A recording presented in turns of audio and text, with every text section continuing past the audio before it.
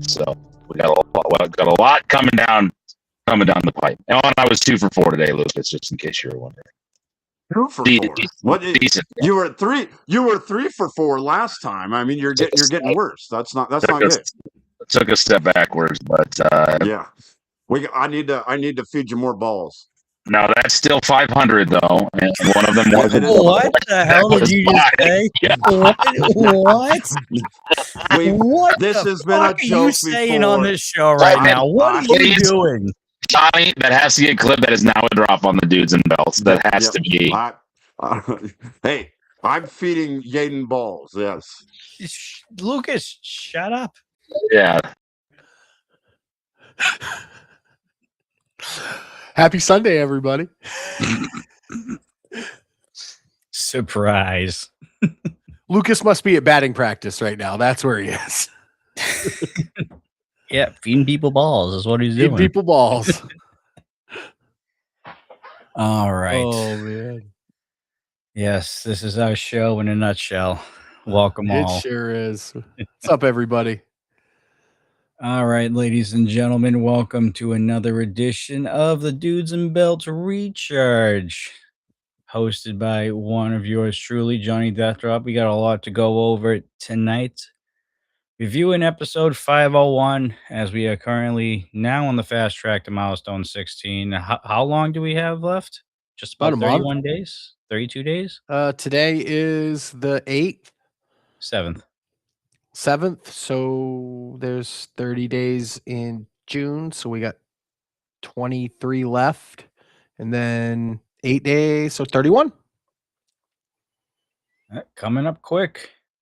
Literally about a month away. Before we get into everything, let's introduce the panel, of course. And the panel is very slim tonight, as we only got one person with us. It's the first time I've been called slim, John. Thank you. You're very welcome. He is the one that lives way up there on the east coast of Maine. He is none other than the one and only Coastal Crusader. What's up, everybody? Yeah, what a 501 episode we had. We had the Chopper City in the main event. We had Damon and Dustin talking about how the way things should be and how things haven't changed. And really, we'll talk about that. Don't you worry. We got Bryce 5 hanging around. So, yeah, hang around with us.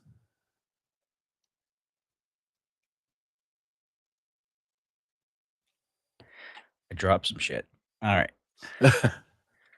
Yes, and our other compadre, the one who you probably heard on that clip playing with balls and whatnot, he decided not to show up tonight for whatever reason. I wonder why. I think we've broken him officially. I think after the last 3 weeks on this show, I think Lucas is officially broken. Or he's out trying to get some news scoops. Or he's giving Mr. Incredible missions. Who knows? I'm sure that didn't help. Well, he was 0 for 1 on this episode. So that's true. He had a rough one in the CMS department. That is for sure. What we got coming up on the pipeline tonight, we're doing the recharge as always, and then we will be watching a quick episode of the Rewind. I think we're also going to be doing something a little bit different too on the Rewind too. So just to kind of speed things up a little bit, and we'll dive into that when we get there. And of course, the recharge portion is always on Spotify. This episode will be uploaded this week, as will every other recharge episode up until we decide to retire, I guess, at this point. But for those of you who could be possibly listening or watching on Spotify, because I found out last week that video is allowed on Spotify, you can come check us out every Sunday night over here on Twitch and YouTube at RMP Wrestling. So that'll be twitch.tv/RMP Wrestling and youtube.com/@RMP Wrestling. If you want to catch us live every Sunday night, 9 p.m. Eastern Standard Time, 7 p.m. over in the mountain regions for Recharge and the Rewind, so on and so forth. What's up, Ryan? I see you're in the chat over there on YouTube. I see ya.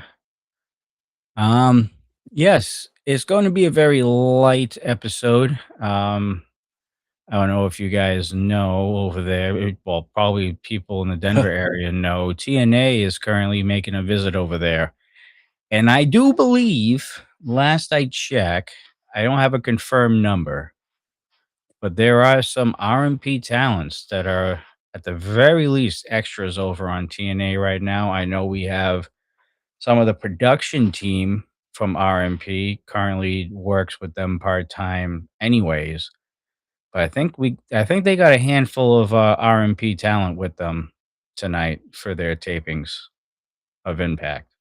Hey, So good luck, everyone out there. So, yes, it's going to be a very light show. We're going to probably breeze through recharge. This might be one of the shorter episodes on Spotify. It depends on how the conversation goes, of course, because we don't have a punching bag with us this week. So, yeah, no third man this week. but nonetheless, we are here. And sorry, we were on a little bit late tonight. We had to wait for the Twitch stream to end before we went live because we didn't want to cross the 24/7 stream with our stream. So that's why we're a little bit late tonight and behind the eight ball. But we are here now and we're going to get right into it here. So, Cole, so you ready to talk about episode 501? Sure am. All right, let's get down and dirty with this episode. Starting off with the Lockettes division here. Been a while since the Lockettes have kicked off a Charge episode. And this one actually pit a phenom, one of RMP's youngest students ever to come out of the Mercury Pro Wrestling Academy, Allie Knox, all of 14 years old, coming out on Charge, taking on the trophy case, Nikki Chase. And your thoughts on this one, good sir? Well, I mean, it's incredible to see Allie Knox out there at 14 going up against someone that has the resume and the experience that Nikki Chase does. I mean, Nikki Chase is not somebody that just, stepped off the boat and into a ring. She's been around. She knows what she's doing. And unfortunately for Allie tonight, that's kind of what got her, I think. I think a lot of this early stuff for Allie Knox is going to be some growing pains. I'm not saying she's not going to win. I'm just saying there's going to be a lot of times when experience is going to, or across the ring, the experience is going to be a lot for her. Especially with Nikki Chase, somebody that knows their way around the ring, somebody that's been in there with, a lot of talented individuals. Not saying Allie's not, she's just not there yet. And that's the thing. She will get there eventually, I think, because she is so advanced right now at a young age. She is doing things that sometimes we see people twice her age that have been in the business 5-6 years still struggle with. Feeling out an opponent, getting away for the match. She did that tonight. Unfortunately, or I'm sorry, not tonight. I know Johnny on this past episode, she just ran up against a veteran, and Nikki Chase is someone with a pedigree that can win. And while Allie did her best in there, it just wasn't enough, John, to go up against someone like Nikki Chase. But I do think the future's bright for Allie. I think if she's going to keep at it, she's going to get some wins. The experience is going to build up. This is a jumping off point, and a lot can be learned. It's really tough for me to really kind of dig deep into Allie Knox because she is so green and she is so new. And guys, you got to remember, she's 14 years old. Yeah. You know what I mean? This is the scary part, is that she has so many years left in this business if she wants to continue to pursue it. I mean, this girl's, I think, just getting ready to go into high school or just got into high school, roughly. She's so strong too. Like they were saying, she deadlifts over 200 pounds. That's crazy. Yeah, no, I mean, I hear it and I see it in the chats constantly every week. It's she's putting in the work and she's as of right now fully into it, and it does show. I mean, she's on TV now, but there's a lot of growing for Allie Knox, and she's gonna get that XP like you were talking about, Coastal. Nikki Chase just doing what Nikki Chase does in this match, to be honest. I mean, the experience speaks for itself and the way that she carried out this match. I mean, there were times when Nikki Chase was literally playing with food. And in this instance, she kind of could in this situation. Um, Again, it's really hard for me to really dive deep into Allie Knox because not only is she only 14 years old, she's only had what, 2 matches, 3 matches at the most at Three, this this might at, be the third one I've seen. yeah, at this young age, the skies are the limit for sure. And the coaches at RMP see something, Yaden sees something, everybody sees something in this young lady. And that's why she's in the position where she's at right now. It's just I have a funny feeling that she's gonna be looking at quite a bit of hard L's in her future until we start seeing some W's in the column for her. But, that's part of competing, and that's part of getting better at this Yeah, point. You know what I mean? You gotta learn to lose before you win. Then I once say you as a learn to coach, win. yeah, you learn way more from losses than you do from wins. I mean, is it fun to go back and watch tape of you winning? It absolutely is. You get the most out of going back and watching the games you lose, though. Mhm. You pinpoint your flaws that way. Mm-hmm. So I'm not gonna go hard in on Allie. I don't think I'm ever gonna go hard in on Allie for a very long time at this point. And It's just, and it's new for guys like us too. Like I mean, we're used to seeing, these guys coming out of the Mercury Pro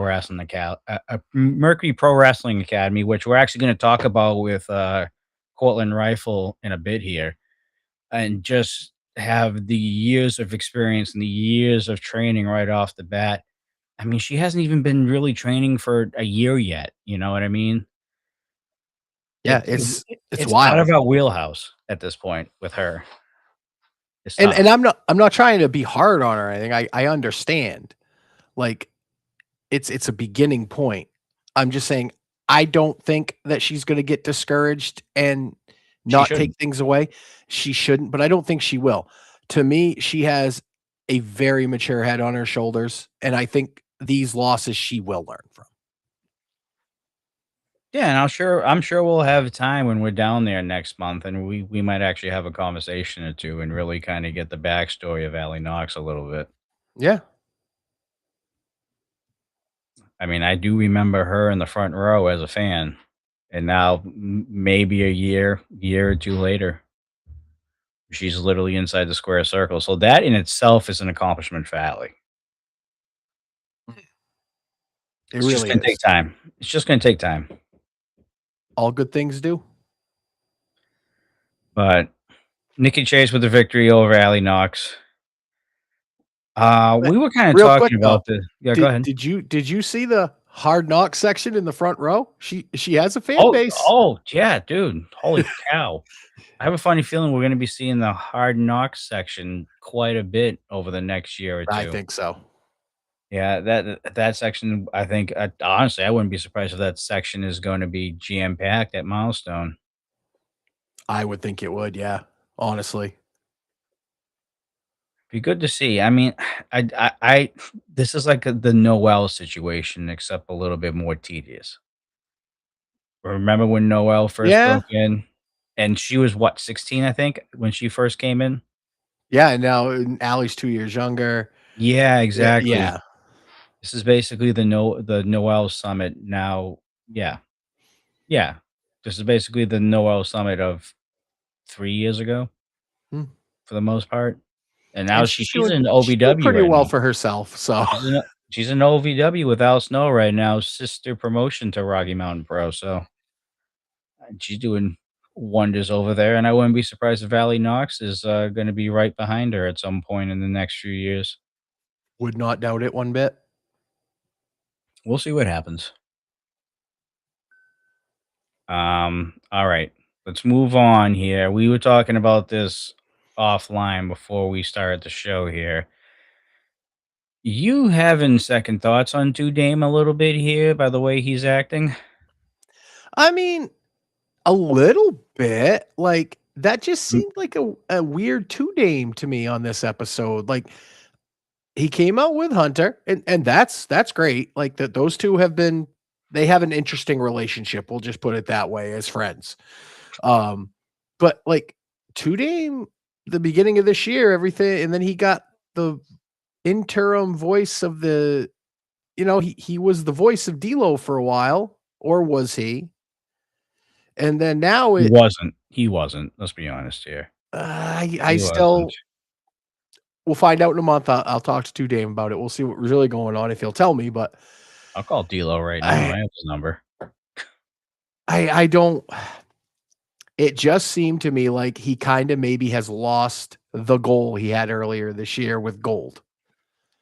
Because did you notice, Johnny, about a month ago? Well, he had the highest of highs last year when he won the Colorado Cup. That is true. But did you notice earlier when people would come up to him when he was the voice or the interim voice of the figurehead that they'd be like, "Oh, I want a title shot." And he almost seemed skittish of people. And he was like, whatever you want. Just everyone calm down. That was not the Two Dame I saw tonight. I saw a very confident, very much like, nah, you ain't getting nothing. Two Dame. Which he doesn't even have the authority no more. So I don't even know why he's even doing that. It just seemed different, John. He seems changed. I don't know. He did a favor for D'Lo, and now power has consumed Two Dame James. That is the issue here. I hope not. It's kind of hard to see though. And then, dude, I don't know about Hunter, but if he ever looked at me and said, "I don't like you," I'm not going near him ever. Yeah, and I'm curious why P.I. Porter and Nikki Hyde actually confronted Two Dame about this matter. Two Dame's technically not the person to go to anymore. I don't know if word has gotten out at this point, but D'Lo's back and he's making the calls. I mean, they should have went to D'Lo or even Yaden, but even Yaden's been blowing people off left and right. About Lord Mitchell Taylor getting booked for another match here, and it doesn't look like it's happening at least in the next week or two. As of right now, we haven't heard any official announcement on Lord Mitchell Taylor. I know he's been on social media quite a bit recently, so he's definitely out spreading the good word of the squires and the peasants. You know what I mean? But I mean, P.I. Porter's trying his best to get him a match, but it doesn't seem like it's going to happen. And Nikki Hyde's petrified. Yeah, exactly. And from what I gather here, it doesn't seem like he's really ever scheduled. He just seems to show up and insert himself into wherever he sees fit. Which kudos to him. I mean, if he wants something, at least he's making the effort to go and take it. That is true. I mean, I'll give Lord Mitchell Taylor some props here. He seeks out what he wants and he tries to obtain it any way he can. Just he doesn't seem very successful at times. Or what else? At any time. I mean, I believe he's sitting on one win currently right now. That is true. Technically not on a losing streak. Well, or was the last match he had against Koyama? Was it that one when he came out? No, he's had one more since. I believe he won that. I think. I mean, let me go back here. Now I got to check my notes now. God damn it. I thought he lost to Koyama. Yeah, but I don't think that was the last time he wrestled. And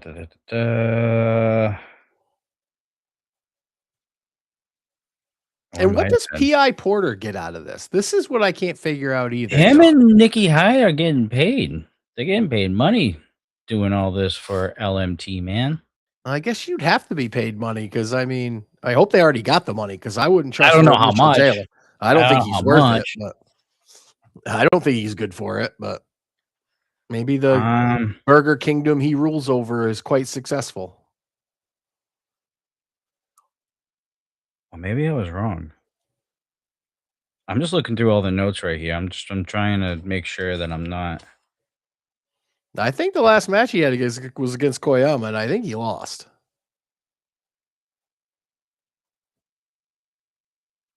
I think you might be right. Yeah, I think you're right. Yeah, we'll go with that.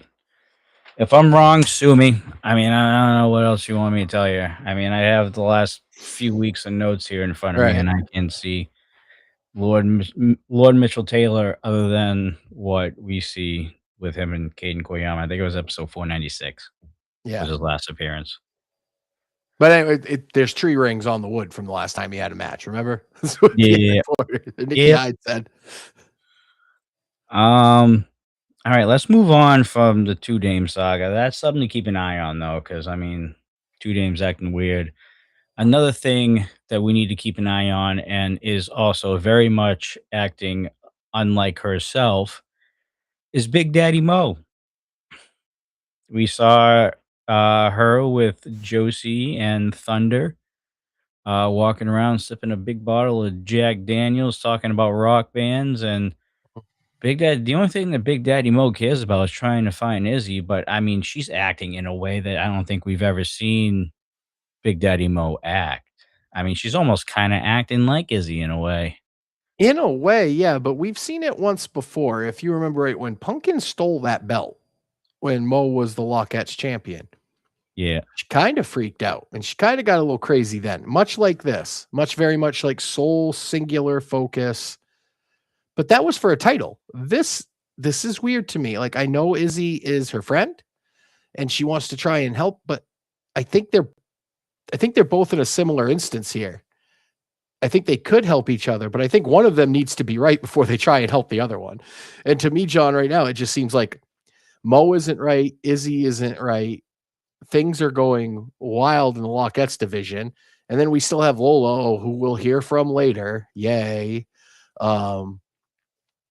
Yeah, no, I think Mo has law. I don't know what this thing with Izzy is, but it's just detracting her from the Lockettes title, which, sorry if I'm mistaken, but I thought 2 months ago that was her sole focus. Getting back there. So she's torn in 6 different directions, John. I don't know if this is a good place for Mo to be. I mean, for one, she doesn't have her hair no more. That is true. And I wouldn't be surprised if that feud with Lola has kind of turned gears in her head a little bit. I mean, we saw how emotional and how personal that feud got for a good 6 months. I mean, that That's had true. some length to it. You know what I mean?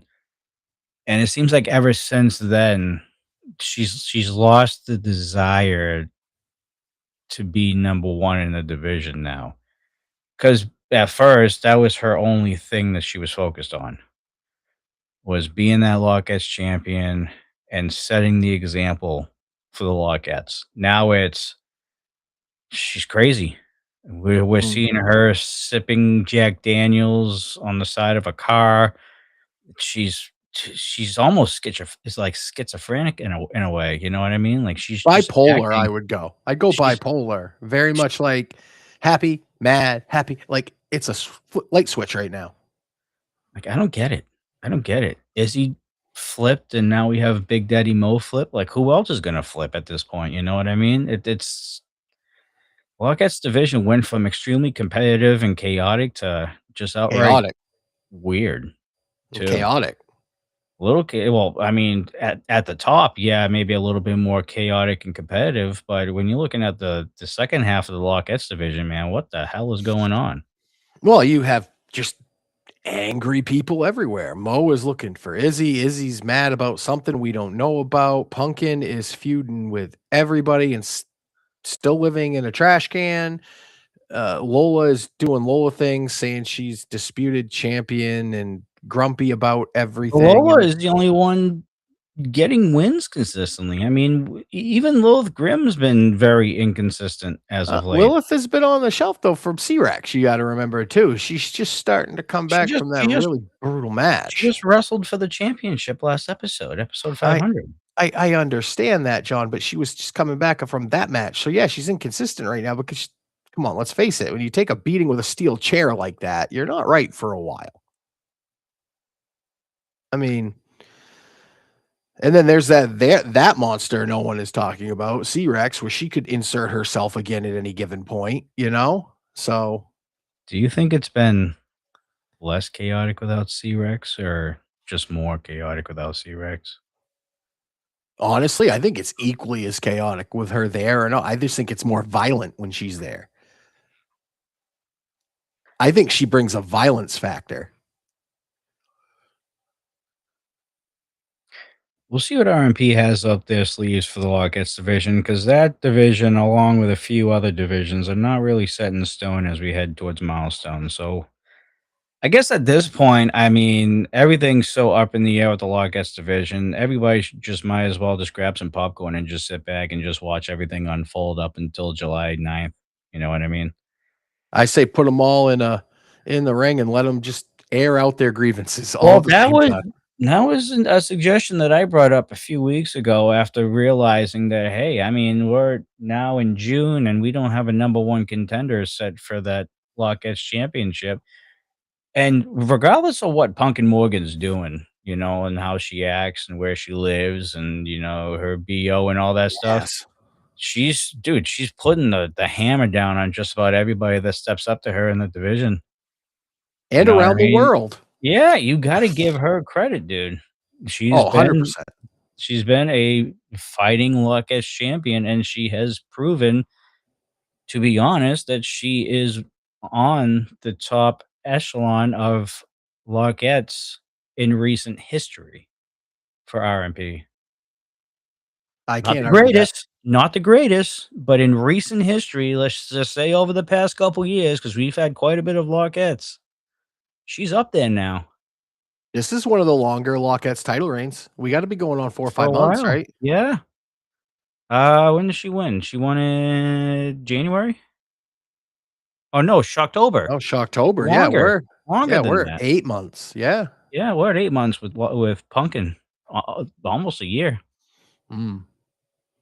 So, no, it's been good to see. It's been good to see a Lockette come out of the woodwork here with this group of Lockettes that have been constantly battling each other back and forth, back and forth. To have one come out and just maintain dominance for a decent period of time. It's actually good to Yeah. see. No, I agree. Ah, man, Lucas isn't here, man. This would have been one to joke about for the next 5 minutes. Enrique getting that interview with Slade. For Slade, I should say, with Lola Yara. I mean, it's hard to deny. I mean, the last person that has pinned Punkin Morgan during this title reign was Lola Yara.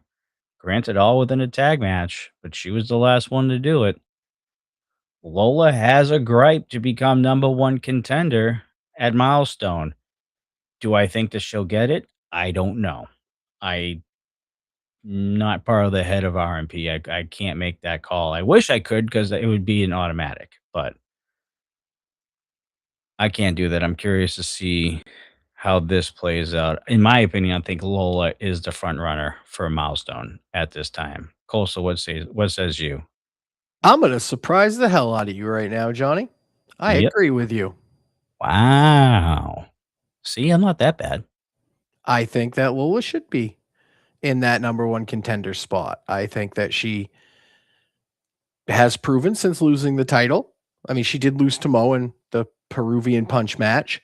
But other than that, she's been quite successful. And you're right, she did pin Punkin in a tag match. I have no problem with her challenging Punkin at Milestone. I mean, if somebody else wants to step up, I think they got to go through Lola. Do I think that she is the disputed champion? No.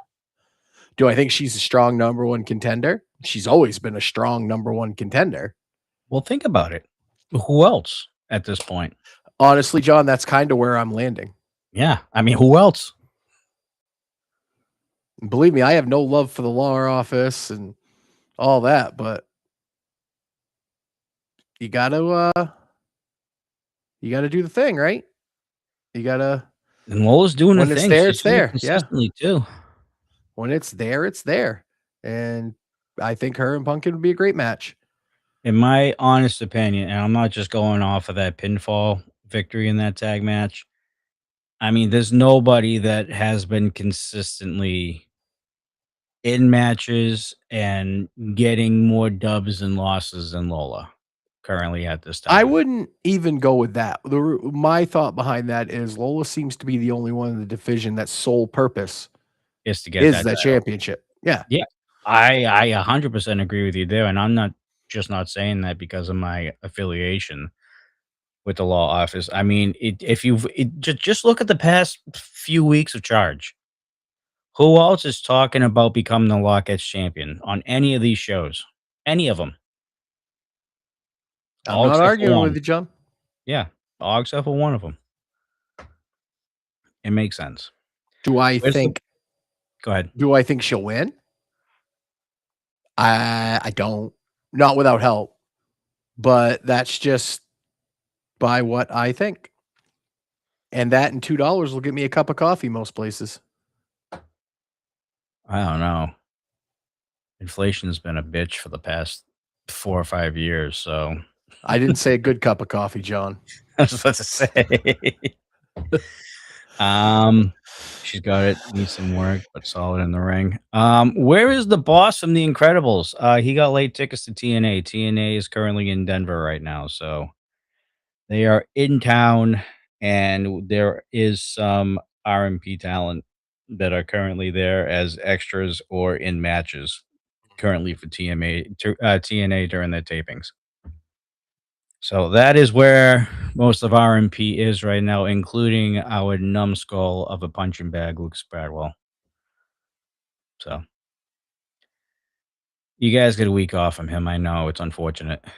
It is what it is, though. Show has to move on. You got the other dudes. We're holding it down. We got it. All right. We saw Lipto. We saw Damon. We saw Dustin.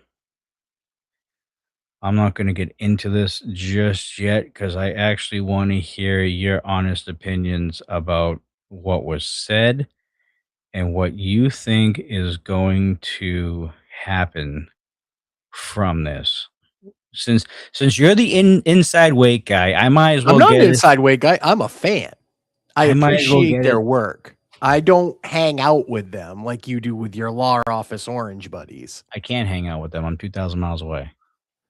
There's Discord and there's, you can hang out with them. I'm talking to the guy that literally sent rounds of beer. You never bought your friends drinks?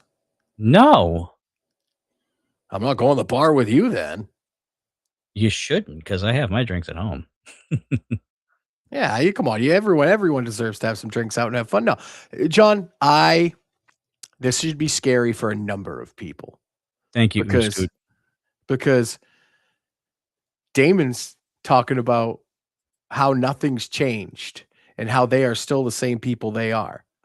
Now, while I agree with that, there has been a little bit of, I don't know how to say, perhaps a less psychotic version of Damon since kind of things with the weight got back together. Now he's talking about bringing Tori back again. People should be very scared because Damon's friend Tori is quite destructive, as we've seen. And it might be, honestly, the only person he really ever trusts in the world. If he's talking about that, he is talking about destruction on a level that I don't think anybody can comprehend. We saw how absolutely dominant he was when he got in that mindset when he had the title. And I think that if he puts his mind to it and he can rally Dustin to think that way, which is insane to think about, those two being that incredibly violent, the tag team division should be on notice if they really want it. Yeah. And I think there is an absolute war coming. And I mean war on the scale of law office, wake war with standing on business and the wake. Seems to me that we are starting to see the beginning of what I was alluding to back when they first got back together. I think standing on business pushed enough buttons, Coastal, in my opinion, For to what? possibly bring the old wake out. The old wake that did whatever they want when they wanted and caused nothing but chaos. in RMP for multiple years. And possibly, and also cause chaos on this show too. Let's not forget. But all I can say is you said that after they took the law office down, it didn't happen. I'll see what happens when they take standing on business down and see if it happens then. Damon was more frustrated now than they were back when they were going head to head with the law office. Like you can I don't think see it. so. You can see it in his face. And you saw Dustin's face turn. Dustin got shoved, by the way. Damon put his hands on Dustin, by the way. Hey, when you're trying to make a point, sometimes you get excited. I don't know, man. I'm starting to see the beginnings of the wake unravel. Slowly but surely. And where's Johnny, by the way? Where the hell is he? You need new glasses. It's okay. I don't need new glasses. I don't even wear glasses. I wear these for blue light. That's about it. Well, dude, you need glasses because you're seeing shit that ain't there. They ain't unraveling. Johnny's out doing Johnny things right now. What matters is Damon is starting to get back to that very unhinged Damon that I very much enjoyed watching when he was champion. I'm sure you did. Sure you did. I'm going to leave the glory holes comment to when Lucas is here. Or the giant toddler. We'll get to him. I'm sure you have some comments about him too. But we move on to some more action finally. The big break in between matches here in episode 501, but we had to get the scoop on a lot of things. AJ Lotto, speaking of one of your Wake members over there, AJ Lotto going up against Dustin Urich. Is this the first time we've seen AJ Lotto on Charged? I think it's the first time I've seen Lotto on Charged. If he's been on before, I apologize. I'm sure he's been on like Ignition and all the live shows that have been going on for RMP because this is their busy season. They travel quite a bit. But I think this is the first time we've seen him on Charge. And in the ring, not with Enrique or anyone. Or he's Stanley Logan, I'm sorry. He's super impressive too. You got to understand, this is the first time we see him on Charge, and he's going up against the longest reigning RMP champion of all time. Like Dustin Urich is a day one guy. Like we see him on the Rewind. He has won titles. He's been with factions that have been dominant. He's been dominant on his own. It is incredible to see Lotto step up like this for what I believe is his first match of Charged. And he really did take Dustin to the limit. There was a lot here. He got in a lot of it. He hits like a brick freight train, dude. Like I would not want to get hit by Lotto. Stanley Logan, man, what a great idea you had of befriending this monster, because I certainly would want him on my team. But again, I'll go back to what we said about Ali Knox in the beginning. Experience. Dustin Urich weathered the storm, put up with all that offense, found a way to hit the dud and get a win. And it's Dustin's XP, Johnny. It's his drive. It's understanding what it takes to win on another level as a champion that helped him get that win tonight or back on 501. Another guy coming out of the school. You're starting to see a lot more of these coming out of the Mercury Pro Wrestling Academy, based out of Rocky Mountain Pro. AJ Lotto, man, is a specimen. He is going to become something great. I would compare him a little bit more to Kevin Koa in a way. He reminds me of Koa and Draper together. A nice little mix. Yeah, no, he's got that attitude. He's got that physique. He's got really everything you want in a professional wrestler. Like he walks the walk, man. He laid the smackdown on Dustin Urich quite a bit during this match. I mean, Dustin Urich didn't get away without a couple bumps and bruises. Oh, absolutely not. It's good to see AJ Lotto finally get in the ring on Charge. I do believe this is his first appearance. Of course, we don't have our official encyclopedia / Wikipedia, whatever you want to freaking call him, Lucas Bradwell, to confirm it, which we typically do. But I'm pretty sure I did not see AJ Lotto in any of my recent notes. So I do believe this is the first time that he has actually been in the ring competing on charge. And he looked good. No, I can't wait to see more of AJ Lotto for sure. I'll tell you what, man, that tag team division should be on notice too. Because if Stanley and Lotto want to get in there, wow, Oh yeah, for sure. No, that's the way another that some of crazy team. I mean, now is honestly the perfect time. You're starting to see a couple tag teams kind of lack a little bit of momentum. They're starting to fall behind. There's only a select few tag teams that still haven't like enough momentum to possibly get to that point to compete for those championships. But I mean that division, along with the Lockettes, dude, is wide open for that number one contendership. I agree.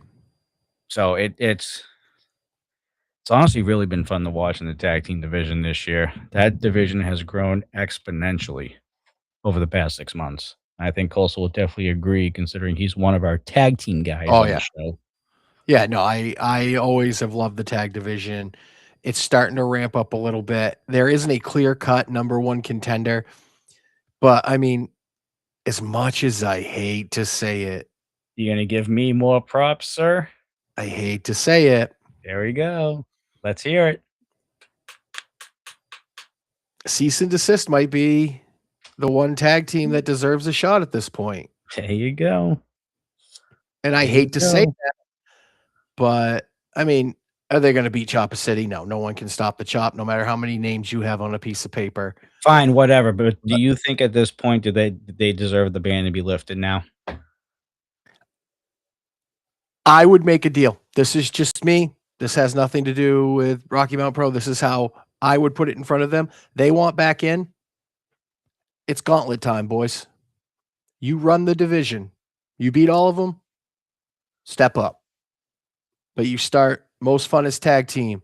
Your new starting lineup. Go to the next ones. Go to the next one. Surprising team Go too. to the next one. That's another surprising team too. The funnest tag team. Yeah. I'm telling you, John, I think if Cease and Desist wants back in, they got to run the gauntlet. Nah, it's time. It's time. I know D'Lo made it a while ago. They've lived up to it. They haven't gone up to D'Lo or anything yet. I mean, they've petitioned the hell out of it, but I'll give them this little bit of props. They have not inserted themselves in a championship match to try and finagle their way to get Chop City to drop those belts. I thought they absolutely would do that. I really did. Now, am I saying they're not going to do it? No, I still think they might. They just haven't done it yet. They're worried about people signing that petition right now, which honestly might be the deal breaker in this situation. You wouldn't have thought it weeks ago when they were actually months ago, technically, when they started that petition, but they've constantly done it. And yes, they have been in the arena. They've been around during tag team matches, but never inserted themselves. And you would think the only thing that needs to happen is Chopper City not to have tag team championship gold. And then they're right back in the hunt. And I thought that alone was enough for them to just do whatever they could to interfere in every Chopper City match. But hey, props to them. They proved me wrong. I mean, it's not hard to do. Mrs. Coastal does it daily, but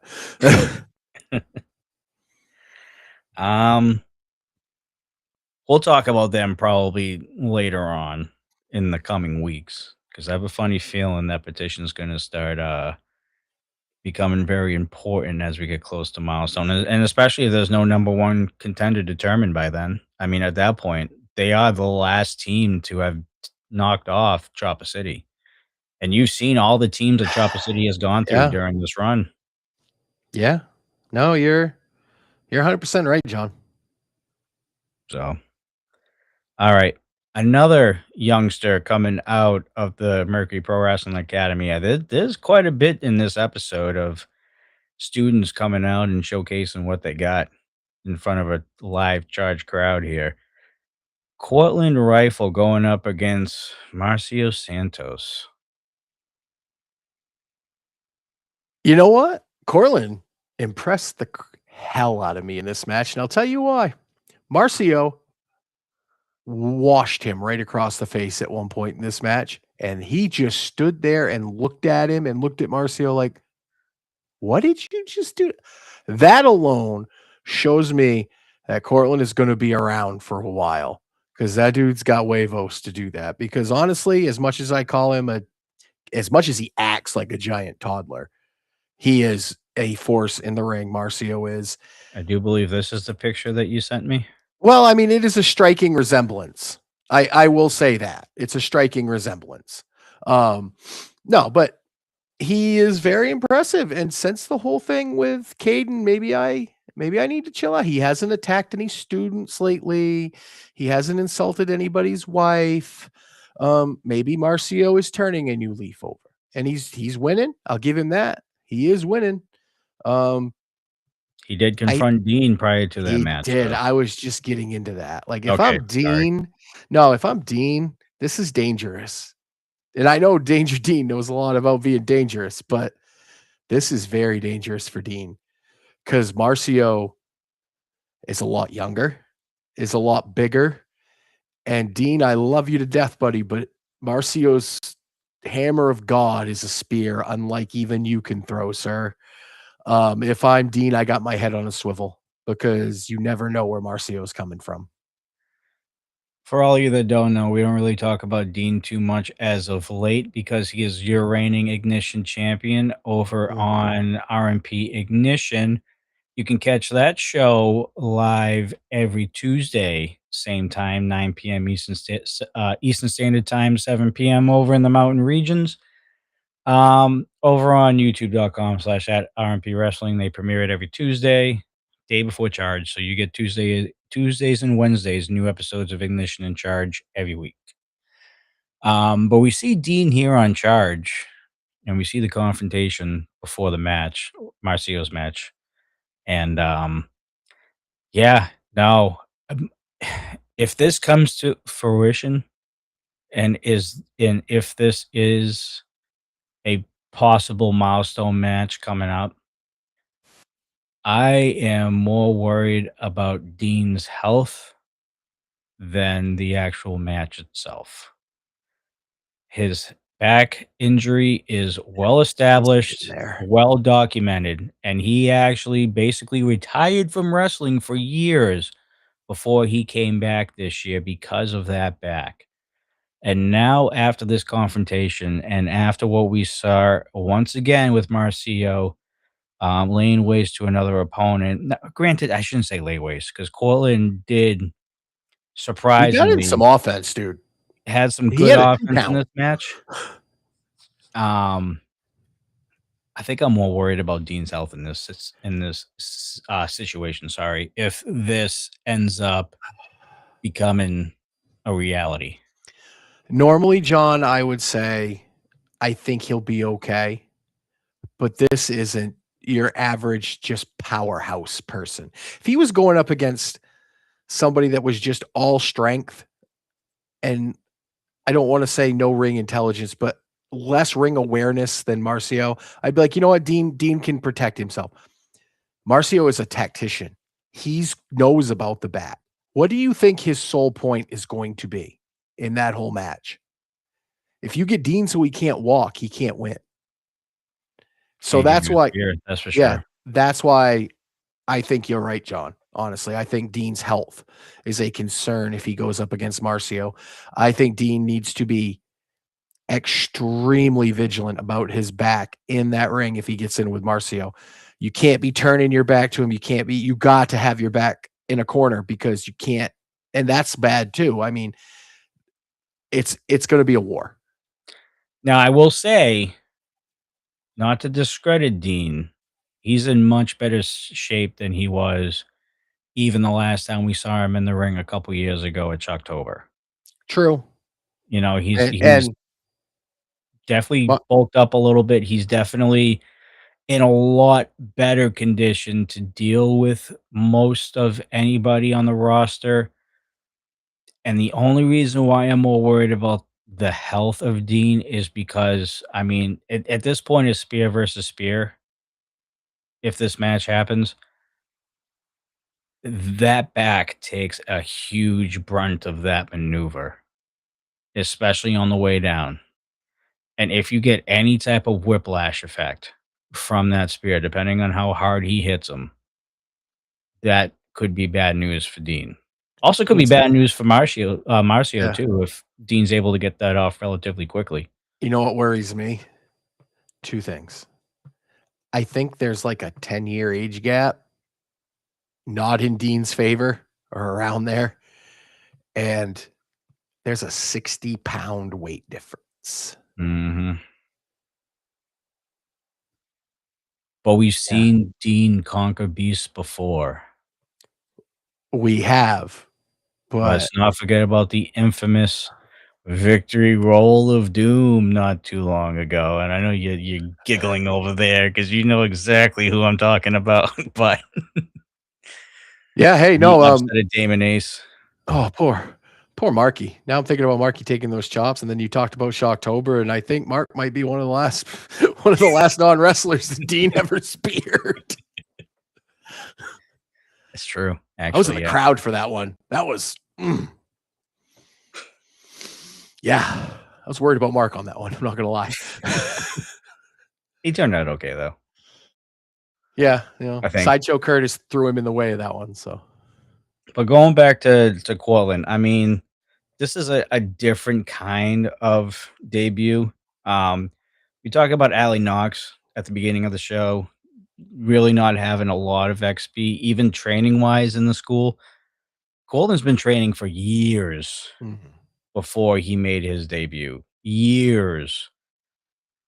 And it showed against Marcio. Granted, didn't come out on top. Some would say not even close to, because of how the match went, but you have to look at how he handled himself during this match. What was your most impressive look on Cortland? Honestly, it's a tie. His ability to strike and his ability to take a strike. Because let's face it, Marcio isn't hitting you with pillows. Like, they're cinder blocks. And he's, like I said, he got whitewashed in the face and looked right at Marcio like, I am not scared. So that is the most impressive thing to me, is this dude's attitude in the ring. I do concur with that. I think he's got a bright future as well. Let's see if all the years of training before making his big debut pays off in the future. I'm sure we'll see him in future episodes. He's giving me a Bryce 5 vibe for sure. Yeah, that's a good thing there, John. I do like that. He's got the tools, it looks like. Definitely got the experience training wise. I'm very high on Cortland. I kind of want to see where he goes from here. I want to see what this loss actually does to him. All right, let's move on here real quick. We only got a couple topics here before we move on to the rewind portion of the show. Poor Rio still Rio Valentino, I should say, because we know a Rio. Yeah. Still trying to find his tag team partner, it looks like, and with little to no success. And this is kind of what I was talking about. The tag team division is kind of in a gap position right now, where you got your top 2, 3, 4 teams vying for contention, and then you got the other half that are really not really doing a whole hell of a lot at the moment. Yeah. Rio is an interesting guy, Valentino. Like Bryce very much so. Yeah. Bryce 5 and him. I don't know how that would work. Bryce 5 he's flashy but not outspoken. Like, he's an incredible high flyer, takes a lot of high risk moves, but that's just kind of what he does. He doesn't make a show of it or anything. Like, something tells me Rio Valentino is a guy that throws a punch and turns around and goes, "Wasn't that great? That was really great, wouldn't it?" Like, I just get that vibe from him. But his ego, he reminds me of someone on the rewind too, and I can't remember his goddamn name. Who was with Bruce the Beefcake before? The little guy. The little guy that would sing. Oh yeah. I can't remember his name. I cannot. What? I can't either, but I know what you're talking about. Yeah. He reminds me a lot of him. But But I think Rio could actually, if he can find someone, I actually want to see him in a match. I want to see what he's got. I do too. And honestly, after the interaction at the end, Yeah. I kind of want to see him go against Anaya. Why not? Like, think about it. Anaya's been great the past couple weeks. he has, but if you think about it, Anaya's walking around going, "You're never going to be as good as me." Which back when we watched the rewind, no, probably not. Now, Anaya hasn't had a whole lot of success lately. Over his whole career, yes, Hall of Famer probably in the RMP, one of the best charge champions we've had. Lately, though, he's been more TMZ than WINs. But everybody loves the TMC and Naya, man. I do too. At Speak for yourself. I don't mind it at all. Oot Scoot would pay to see that. There you go. I mean, Anaya's just a little chaos demon. We all know somebody like that. What's your opinion on your new starting lineups actually signing the petition for a cease and desist? I mean, did they both sign it, or did only Jason Knoll? Only Jason Knoll, to be fair. As far as I know, unless Jason put Briscoe's name in there as well. I don't know. I understand where they're coming from, to be honest, because Jason Knoll said it after he signed it, and they went away. Well, wouldn't you rather face cease and desist for the tag titles instead of Chopper City? And they got a point right now. That is true. No, they got a point. I mean, I know every great warrior wants the absolute best challenge that they can have. But don't we all kind of root for the big, powerful team to lose before we get to the finals so we can kind of have an easier game? Like, I completely get it. I understand it. I mean, it is smart. Let's remember overall, professional wrestling is a business. And if you're not in it to be the top of the business, then what are you doing? What is the quickest and easiest way to get to the top of the mountain? Beat everybody else up there by any means necessary. And that by any means necessary, I ain't paying for either. Still I can't believe you used that phrase. Yeah, well, I wasn't really thinking about it, but hey, it hit me when I said it. So yeah, there's another name on that petition, and let's not forget your Left Coast Gorillas actually signed that the week before too, and those names have a little bit of pull here in RMP. Yeah, I can't argue with that. I mean, Hall of Famer Hoodie. Yeah, and future Hall of Famer Naya. Hoodie could be one of the two-timers if you think about it. He could go in by himself, and he could go in as a gorilla. He could. Very well could be.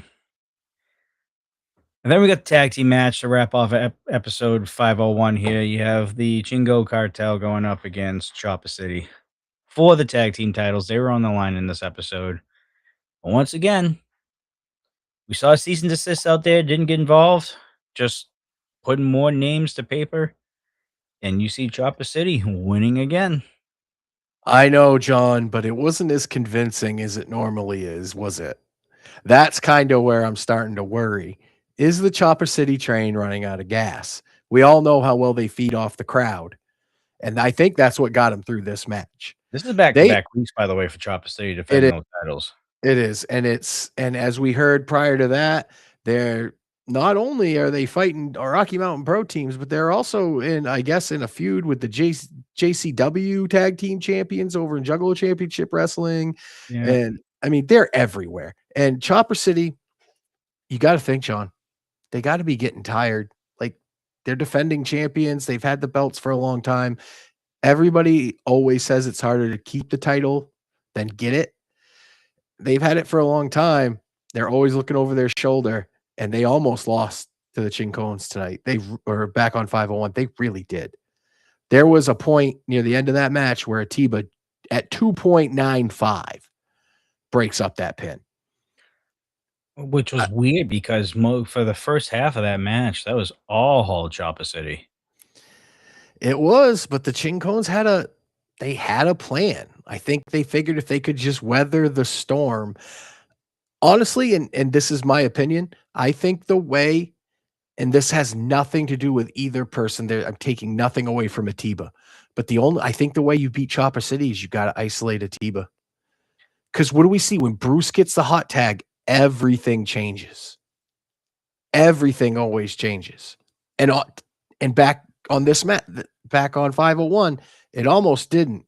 Bruce took the hot tag, but the Chincones found a way to kind of neutralize it. Did the cartel actually expose a weakness? I do. I think they exposed a wrinkle in Chopper City's wonderful suit that they wear. I mean, they are still wearing them pretty well right now. I mean, they're still tag team champs. They're going on this nice little run. Not historic just yet, but you figured after Milestone, I mean, it's going to be tough to not put them in the category of one of the better tag teams that RMP has ever produced. I honestly think they're one of the top 5 tag teams now. They are definitely the most over tag team I think I have ever seen.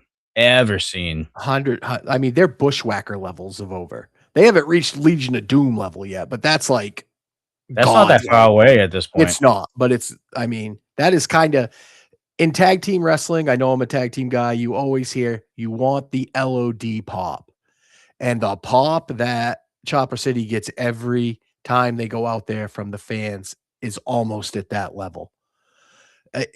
It's a different atmosphere when those guys are grooving and having fun. It's almost like you're watching a dance instead of a wrestling match. But sorry, go ahead. Finish off now. I was just going to say, but I do think they had something shown tonight that shows that if you can isolate one of them, you might have a chance. Let me ask you something. We've been doing this for almost 6 years now, and we've seen a lot of tag teams come and go. We've seen a lot of champions have runs, not so good runs, and we were a part of JK Pop's historic record-breaking run for the most part, at least in the country, if not the world. What would you compare this run by Chopper City? What is different about this run compared to most tag team championship runs from other teams in the past?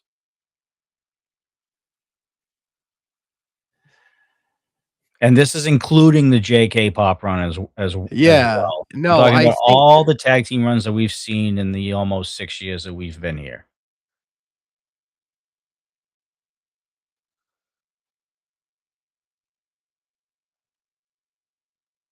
It's going to sound weird, but I think it's the stability of Chopper City, because there's no outside things to them. You look at JK Pop, there was the wake for a part of it. There was the law office. There was other aspects going on.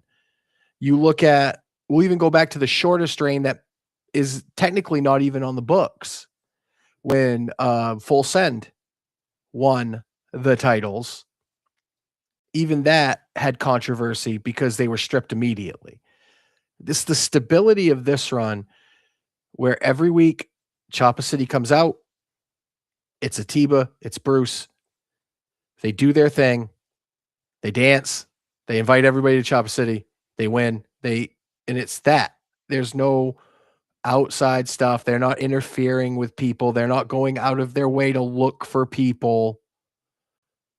I think that's just the thing. Every other run has always had that what if factor. What if these people step in? What if this breaks down? What if these group of people break up? Now it's just, what are the Tiba and Bossy doing this week? You don't worry about anything outside of them, if that makes any sense. I mean, technically they are. They're feuding with JCW's tag team right now. And did you notice tonight they looked a little, I don't want to say off, but for lack of a better term, yeah. This was one of the nights they struggled the most. That outside stuff is getting into it. And I think that's what eats away at certain teams. I mean, every team, really, because you can only control so much. It's definitely one of the more impressive runs we've seen in quite a while. And we've been along for the ride since the very beginning. Well, I guess I am wrong to a point. You have the Stop the Chop petition, but that's not really. Yeah, they're showing they're not even getting involved in any of what Chopper City is doing. They're just trying to get themselves. I guess on a very minimal level. That is the outside influences that it seemed like every other reign has had. If you go back to the beginning of this whole thing, these guys were fighting each other before this whole thing happened. Oh my God, they were. Oh yeah, Bruce had lost. Teebs had lost his way. Teebs lost his way, and Bruce was Atiba's slave for the most part, via contract of a match, and Bossy had to, be around Atiba. And was Atiba the NRW champion at that point, or was that before that? No, that was oh crap. So Atiba was when the whole thing started. I think Atiba lost the title before the actual interactions between Bruce and Atiba got personal. And then once it got personal, then it was Bruce and Atiba having a series of matches, and then the last one ended up being the second to last one was when Brucey lost and he had to be the slave to Atiba, or I shouldn't say slave because that's looked down nowadays, obviously. Servant. Yeah, the servant of Atiba. Yeah, you can't say slave anymore in 2026. I forgot. But was a servant to Atiba, and then I think Bruce Waynes won the last match against him to break that contract.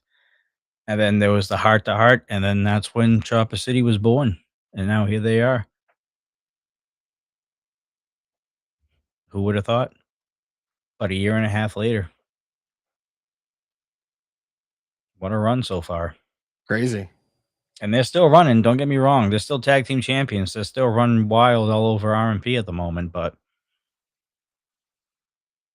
like Coastal said, outside stuff has started to come into Chopper City's lives. And Coastal, I think you're right. I think Chopper City showed a little bit too much in that match. And the cartel possibly exposed the weakness that no one ever did yet.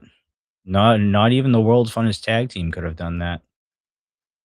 I mean, it's happened, but it always seems like a hot tag happens, and then everything goes back to the way it was. You gotta find a way to limit momentum, and against Chopper City, that's damn near impossible. But the Chincones almost did it. I think as long as the crowd's behind them, it's most of the time they're able to overcome any obstacle that's put in front of them. We'll see if one team can take the crowd out of it long enough. True. And that's always the goal when it comes to that. I mean, there's no one hotter than Chopper City. I mean, everywhere you go, you're just seeing chops in the crowd. Everywhere. Rose up. Doesn't matter whether it's in Longmont, whether it's the Quarry, whether it's Beer Start, whether it's Top Taco, Stanley Marketplace, Snowpack. I mean, Snowpack, Cheyenne, freaking Wyoming. Yeah. Texas, which I think RMP is going back to soon. Like, Chopper City is actually... It's worldwide. I think Chopper City is different now that I think about it. We just rattled off places where Chopper City runs wild. Chopper City is the big reason why RMP, in my opinion, has gotten so big and has gotten more exposure beyond Denver, Colorado, and the Colorado region in general. I don't think you can really say that with any other tag team. They are charisma machines. Like, yeah. Just how do you not want to watch Bruce Waynes? I'm sorry. If you came up to me and said Bruce Wayne's is boring, I would be like, you don't understand anything. I'm sorry. Like, Bruce is one of the most entertaining, talented people I've ever seen in my life. And Atiba's following right behind him too. Atiba feeds off him so well. It's which is weird because when we first was watching Atiba and he was a singles guy and he was the Rocky Mountain Dragon, like, you didn't see this much. I mean, you saw the karate kicks and a little bit of the chop, which is kind of how this team oriented himself, was because of Atiba's character and look at the time. But I mean, Atiba's a different person with Chopper City. I don't even want Atiba outside of Chopper City at this point because he's just changed so much for the better. Yeah. And it sucks to say because even before Chopper City was even formed, I mean, Atiba was one of the best talents that RMP has and still is, mind you, still is. I mean, he was the youngest RMP champion. Still, I think he still holds that, I believe. And he's won that title multiple times as well. Yeah. So there's no questioning Atiba's what? Is Atiba a Grand Slam champion? I don't think he's ever won the charge. He's been Ignition champion, I believe. Has he? No, I don't think so. Okay. Believe it or not, there is only a selected few that has ever hit Grand Slam in RMP. Damon's one of them. Curtis Cole is one of them. Curtis Cole is one of them. Stephen Ashburn's the only oddball in this situation. He's technically a Grand Slam, but he was also the largest champion. That's a good, decent way to put that. That's not a word I'd have used, but that's much more complimentary to him. I mean, it's just that oddball luck at championship run that Stephen Ashburn had. Leave it to him. He's probably off smiling somewhere after he stole Tooth Fairy money from some kid. I mean, Anaya is another one. Yeah. No, Anaya is not. I don't think he held the Ignition. Oh, that's true. I don't think. We'll probably find that out later on in the rewind because I think we're getting to the point where Ignition becomes involved in NRW very soon. We're getting close to the NRW RMP switch. Yes, that's right after Milestone 6. Yeah. But yeah, there's a very few that have hit that threshold of Grand Slam champions. I think Damon Ace technically has an argument for being the most decorated, for sure.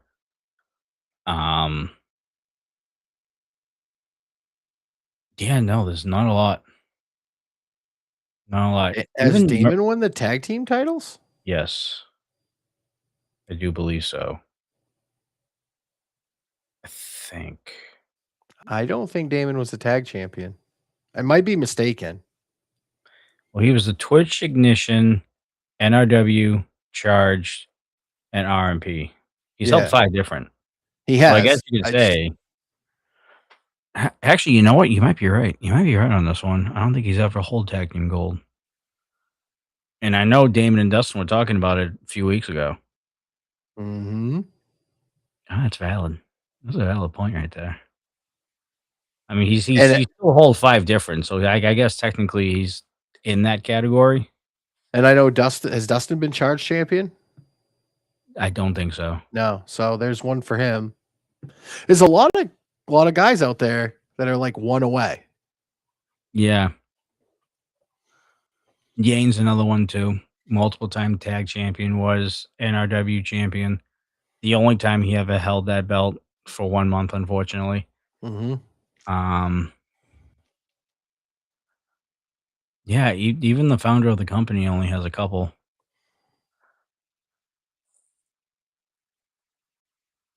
Yeah, we can go on and on back in the archives of RMP, but we don't have our freaking I encyclopedia know. with us The to one let us time know about this. we're talking history, We've and been he's not talking here. more about RMP's past on this segment of Recharge than I think we've ever had. And of course, He's not here. the guy that we fucking need to be here is not here. But that's okay. It's all good. He's out trying to help Frozo find his super suit. God. He's gonna get mad at me about that one. Just save it for next week. He earns a lot of shit this week just because of the topics we've been talking about tonight on this segment. All right. Well, that is it for the Recharge segment, ladies and gentlemen. That concludes episode 501. Final thoughts on episode 501 before we get into the second half that Spotify will not be watching or listening to. I think this is so we're a month away from milestone. Almost exactly. This is like when you're making pasta. The pot's full, you set it on the stove. Now the burner's turned on. The boil is starting. So I think in the next bunch of weeks, we're going to see stuff that started here with maybe Marcio and Dean, Damon and Dustin talking about tagging, and Lord Mitchell Taylor maybe getting a match. Lola, all this stuff is building up, and it's going to boil over at Milestone. And I cannot wait to see the absolute wonderful chaos that Milestone is going to be. And I get to be there for the first time in 2 years. So it's going to be a special one. From what I'm hearing and from what I'm hearing rumblings of, this is going to be one of the better milestones that RMP has ever put on. So you don't want to miss a single bit of Charge or any type of RMP episodes coming up in the next month, because it's only going to get more crazier than this. And we are along for the ride, and we will actually be there in person in Denver, Colorado for Milestone. So it should be a very interesting experience. Obviously, we don't know what we're going to be doing, but I'm sure they're going to stick us somewhere, as they always do. Or not. I mean, who knows? But we will be there. Ladies and gentlemen, make sure you check out Charge every Wednesday. Again, 9 p.m. Eastern Standard Time, 7 p.m. over in the mountain regions. For Charge on youtube.com/@RMP Wrestling. They premiere it on time, on the dot. They're rarely ever late. Right, guys? They're rarely late. So, episode 502 should be a good one.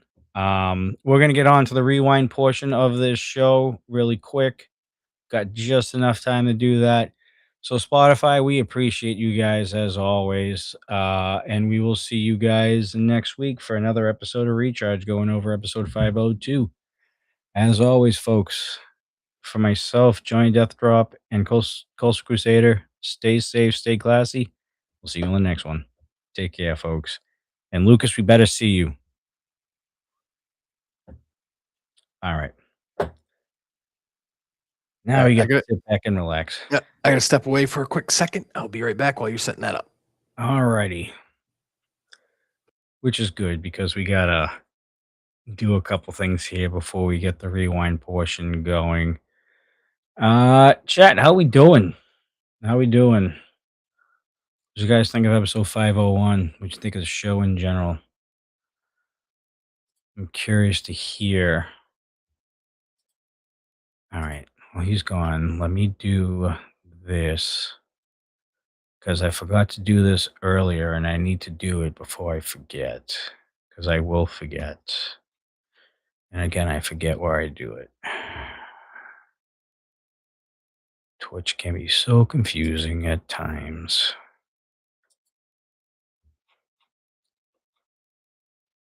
Where's that button? Where is that button?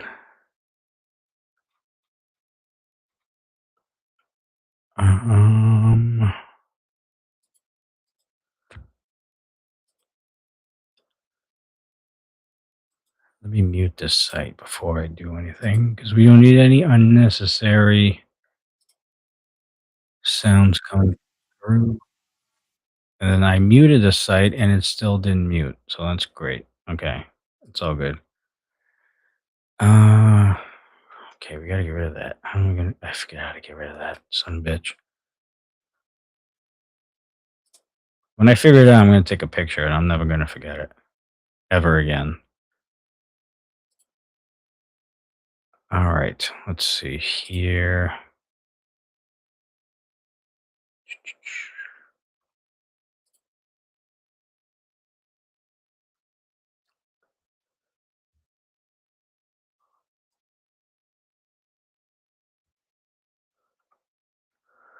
All right, I got coleslaw on the side here so I can see when he comes back.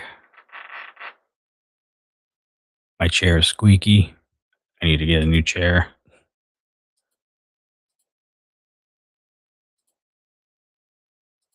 Where is the button?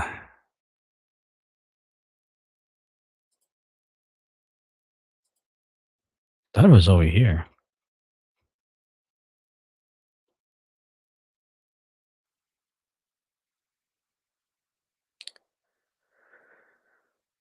Hmm.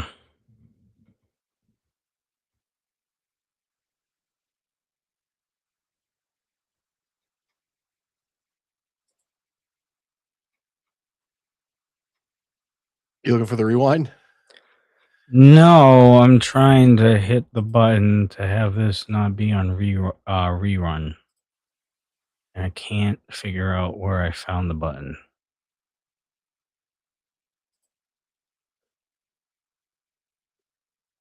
It is somewhere. Because we have to turn it off before they do the 24/7 stuff again. I just forget where to find it every time. Fuck. Of course, so if you want to break up the silence, and you're more than welcome to. At I mean, this point, because I don't even know what we could I'm talk going about nuts at over this here. point. Like, yeah, you're. What are Yeah, you we looking kind for? of use it for the Button for recharge what? portion. Yeah. Well, keep an eye on chat then, at the very Yeah, that's least. what I'm doing. Yeah, I'm trying to. I mean, I have the episode pulled up. I'm ready to go. I just gotta. I gotta do this before I continue because I will forget, and this show will just be on rerun the entire time. oh yeah, no, that wouldn't be good. We don't need Yeah, 24 hours of people us. that want to see our ugly faces.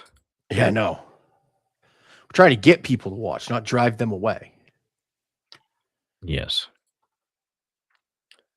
Yeah, why can't I find this thing, dude? I found it last week too, and I can't remember where I found it. Button. Who's got the button? Dude, I'm clicking a bunch of buttons right now. There are a lot of button pushing right now. Well, you're good at that anyway. I thought it was under settings. I thought it was under settings. I thought that's where I found it. I know we are gearing up for the rewind here. We're after Never Broken, right? Back then? Yeah, we're literally on the fast track to milestone 6, the infamous milestone 6. I know. I was thinking about that when you said it was milestone 6. I'm like, oh, great. Yeah. Yeah, that milestone. That milestone. That one. Yeah. Yeah, I got to go through this channel, actually. There's a couple of things I got to change here. Dude, I can't find it. I don't know where the hell it is. I don't know where he finds it. Okay, let's see. Okay, hold up. Oh, fuck off. No, I thought I had it.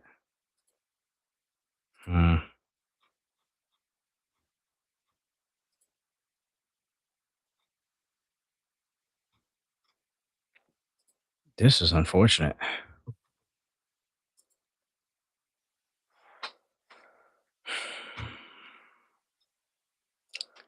See, if the founder was on, I'd be able to ask him. Yeah, you could. Where you Find out where it is. Yeah. Is it on Twitch? Is that what you're looking for? Yeah. The rerun button.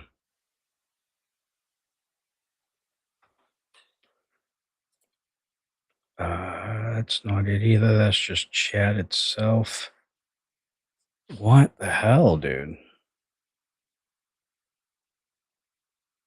Where is Gilbert? He decided to go to TNA Yeah. instead. Last second. Hey, can you tell me where this rewind button is? I mean the rerun. Sorry. It says the this. loop option in media source properties. The loop option. Yeah, loop is what I Googled. Are you in Twitch or OBS? Twitch. It's on Twitch. Yeah, and I forgot to hit the button again, so I'm just trying to hit the button before we sign off. So.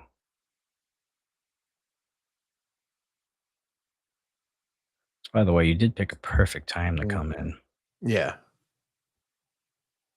Yes, you did. Where is the goddamn button? Go to the stream information in the dashboard. It's at the bottom where you put the title, tags, etc. Are you? Oh my god. Okay. All right. Okay. Fuck. Damn it.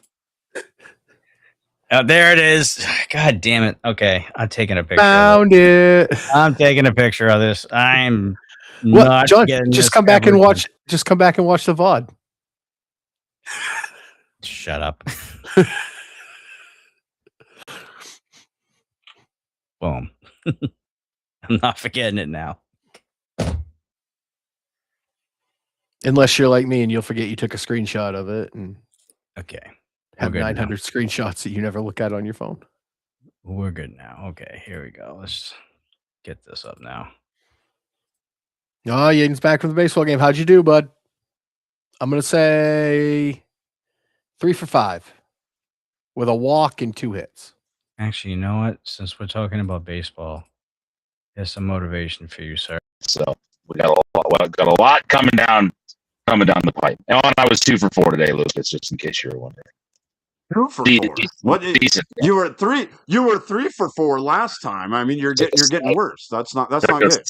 Took a step backwards, but yeah. I need to feed you more balls. No, that's still 500 though, and one of them wasn't. What the hell did you just say? Yeah. What? This has been a joke before. What are you saying on this show right Johnny, now? What are you doing? Johnny, that has to get clipped. That is now a drop on the dudes and belts. That has to be. Hey, I'm feeding Yaden balls. Yes. Lucas, shut up. Yeah. I love it. Topic. As soon as he says it, I'm just like, what? Your face was great. I'm like, what? Who would have thought that Lucas would bring back the dudes and belts phrasing incident? I know, right? Of all people. Caught the whole game. 3 for 4, 3 RBI. See, it worked. I know those balls, Yaden. There you go. I don't envy you, Yaden. I don't miss catching 9 innings. Oof. 3 stones. We got Willie Mays Hayes over here. Yeah. 3 steals. Damn. 3 steals. Yaden Henderson. Yeah, our Wikipedia guy decided to not show up on the day when we talked about RMP history the most, by the way. Oh, my God, yeah.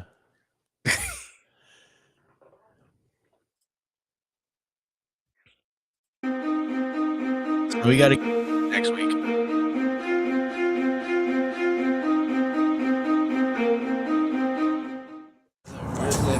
It's right here. Hey, Naya. We're coming up.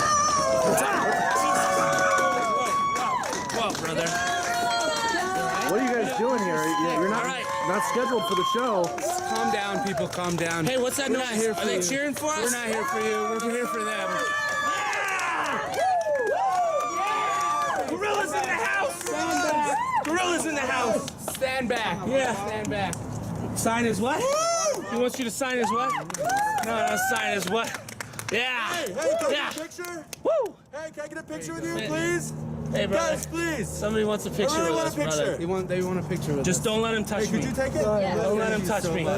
Don't let him touch me. Stay back. Don't let him touch me, brother. All right. Woo. All right. How do I look? Ready? Ready? Let us know. All right, got it. Got it? Did I blink? Got it? You good? Yep, we got it. Show him. Show him. Yeah, show me. Show him.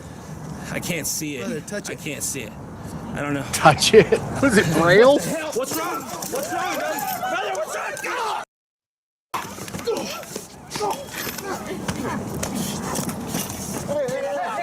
I'm back in Naya! Huh? Because I forgot about you either, honey!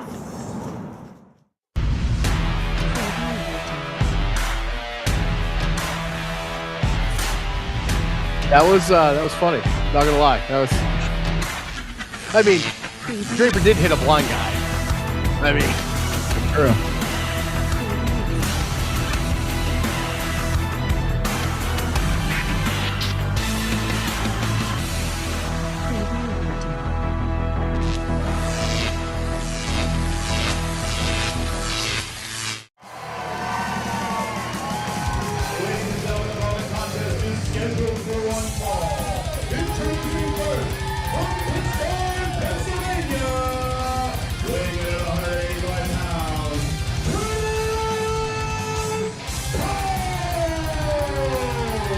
And after that attack that we Imagine just just being saw in a by movie Sammy theater, Six Guns grabbing the Jr. popcorn, on the grabbing Left the Coast soda drink, Gorillas, and just sitting it has been down and ordered by CEO watch Titus stuff. Machiavelli that Sammy I Six think Guns that Jr. in R&B order to was get way reinstated ahead from of his the suspension, times here. must take I on think both members more of the wrestling Trigger should Free be in Movement theaters. tonight in a handicap match. I think it would be incredible. Welcome everyone to NRW Charge. I mean, you gotta think a lot of people don't really go out to movie theaters anymore. The newest member of the NRW How broadcast long- team, John Madden. How long And what before we show see got a tonight, wrestling my friend. event in the Very Sphere excited in to be here, Vegas? Lucas. And what a way to Oh, start not that off far. with I mean, Curtis UFC's Cole already done it, having the so. first match. Right, but I'm talking about, can you imagine having it inside, but also showing the whole thing on the outside of the Sphere? Well, we're getting the Oh, I didn't return think about that. of Jason Yeah. Bravo. Like you could watch it from, like you could see it from the air when you're coming in.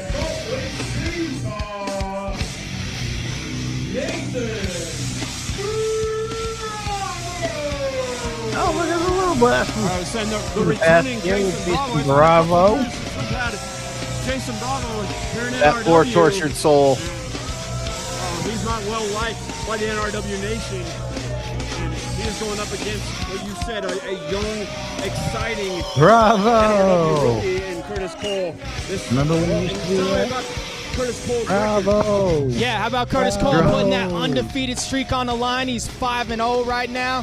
Can he go 6-0? That's the big question. He's going to have to Bravo use hair. his athleticism in this match to get No by. T-shirt either. Jason Bravo is a tough sensation. Bravo is a veteran in this business. He's got nearly 10 years. And look, he doesn't. Well, that was he's nice. like Doing the gator chop? Curtis Cole very seriously as an opponent. Bravo. Maybe trying to play You some know, I mind like games with Curtis him early Cole on, a huh? little bit more than I like That's Steven what Ashman. Curtis Cole says. Curtis Wow, Cole that's had a big saying victory a lot. over Mr. Intensity, Jeff McAllister at Never Broken. We saw that, and Bravo he's kind of full of himself. Kelly, do you want me to? We're underway. All right, they lock up in the center of the ring, and there's a takedown there. Using the hair. Oh, Is that a new official? I don't know if I've seen this guy before. Or does he just have a new mustache? That's cool. headlock in the center Oh, of the ring is it by really? Bravo. Yeah. Oh, yeah. Now I see it. The shot to the midsection by Cole, trying to break that hold. Gets out of it. Into the ropes, and a big shoulder All right, tackle there apparently by we have Jason to pick up Bravo. the slack Jason from the Bravo does have encyclopedia the size tonight because he advantage. decided He's not got to power show up. advantage over So. Curtis Cole. Folks, we're going to do the best we can. Oh, nice terms arm of drag there by Oracle Curtis Pack Cole. on NRW and Another RMP, but we're probably not going to be perfect tonight. And a third one. Curtis Cole has a quickness advantage, I believe, over Jason Bravo. Don't worry, Definitely we'll give him does. shit And next Jason week. Bravo now. Malcolm with the crowd. Yeah. Oh, takedown there, and there's the cover. 1, 2, kick out at 1 count. Forearm shot There's a there. shot. Rocking the head of Jason Bravo. Oh, and there's a cover. 2, and a kick out at 2. Curtis Cole's really picked up the pace here. Oh, another 2 count. Oh, kick out again there. So we've seen an onslaught here by Curtis Cole as Jason Bravo rolls out of the ring to gather himself. The intelligence of Jason Bravo to stop the momentum of Curtis Cole. Yeah, he needs to gather himself after that onslaught. Lucas, where are you? Curtis Cole, you got to think a young guy's got to get frustrated. I will say that I think this is like Curtis Cole's like what 4th or 5th match we've seen using since that he debuted. veteran experience there. Jason He was Bravo. really talented for being this young. Cole, a student Like, of the Mercury Pro Wrestling what did you Academy. do the day that he Obviously, a lot of guys. Have Oh, no, come up with he's Mercury always Pro been super Wrestling Academy talented. and NRW. Absolute More pain in the information ass, on but Mercury Pro super Wrestling. talented. Go to I shouldn't Mercury say Pro that. Wrestling You never know Academy when for more Curtis info. Cole's going to show his face Lock again. up again in the ring. Jason 'Cause Bravo he kicks technically Curtis didn't Cole into the retire or anything corner. like that. Ref counting True. to break the hold. He breaks the hold. Misses with the clothesline. A couple shots to the head. Hope he's doing well. More shots to the midsection there by Curtis Cole. Reversal. I mean, we big didn't always drop see eye kick to there eye, by but Curtis Cole I miss seeing sends Curtis Jason Cole. He's Bravo a great down to the competitor. mat. Always good matches. Now Ashburn, I don't want him to ever come back. I don't care what Big he's doing. elbow See, rocks I'm the the head of opposite. Curtis Cole. I'm just waiting for him to come back. He slammed into the top Not me. turnbuckle I hope there. he never does. Curtis He Cole can is stay dazed retired. I right hope he's now. doing Jason very Bravo well, is not mounting his being attack. within my technically vision. retired. Suplex and a nice suplex there.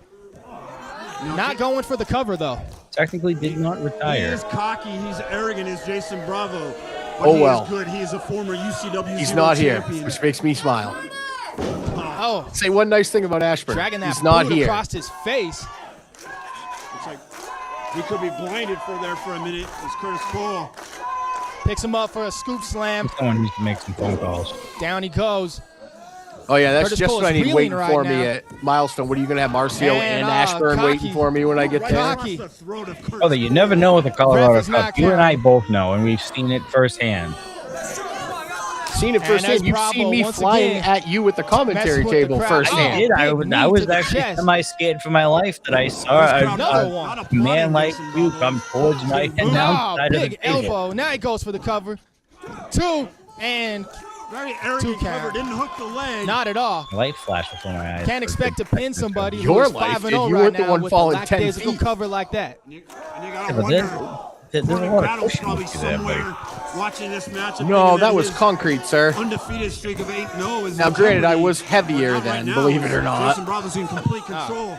Choking him on the ropes now. Ref counting to break it. Breaks the hold finally. Referee admonishing Jason Bravo.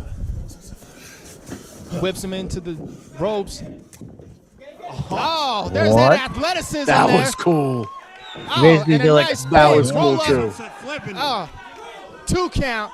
That was close, though. There's a drop kick there by Cole. And another drop John, kick. did you notice he didn't use his hands? He Going for the did cover. the flip with his head. With his Right head, to his leg. yeah. He flipped And off his kick back out with at his 2. head. So back and forth matchup so far. Who is this Gotta commentator? Keep the pace up. He's got to quicken that pace. You Couple- see Jason Bravo is kind of losing his wind. Oh, Nice leg lariat. goes for the cover again. That's it. And there it is. 3 count. Curtis Cole improves his record to 6-0. He remains undefeated. Wow, and big victory against the veteran. I always thought Curtis Cole was missing out. He should have had an armbar finisher, and it should have been called the Dread Jason Bravo Lock. is no slouch. Curtis Cole, he has a very impressive. He doesn't have dreads, though. Well, actually, maybe now he does. But We got some great action. We the heard chicken about wing. Close Sammy enough. Six Guns Yeah. in that huge main event later on against Sugar Free Movement. What else we got coming up next? We got Warren Cadence taking on a Batu, and we're gonna have that next with more. That's a NRW match that Talk. is interesting. Can you The think Mercury Pro Wrestling Academy Can you is think the of two only people that are establishment in Colorado to give professional wrestling training least from professionals alike with between connections Warren available Cadence nowhere and else. Abatu? MPWA is the official training facility of NRW Pro Wrestling and offers a training program that focuses on the full professional wrestling experience, including proper fundamentals, in-ring technique, cardio conditioning, and much more. Here you will also have access to Grudge MMA Training Center's complete list of courses and equipment, as well as attending NRW's tapings and major events. If you are serious about being a professional wrestler, then MPW... That's the commercials.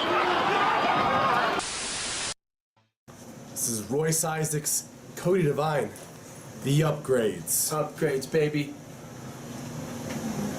Hey, you gonna get that? Hey.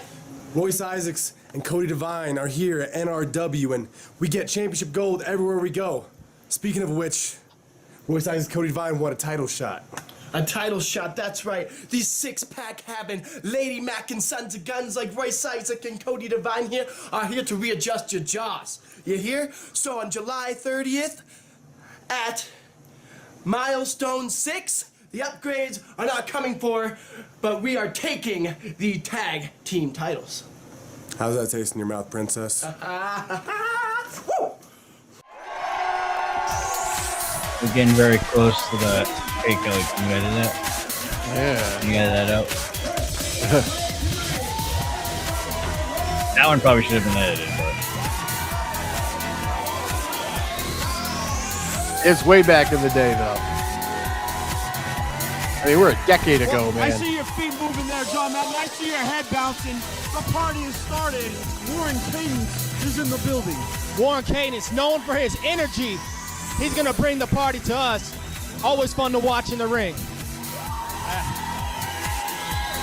The party always follows Warren Cadence. I want to get up and dance right now. I can't dance or I would join you. Cadence got the rhythm.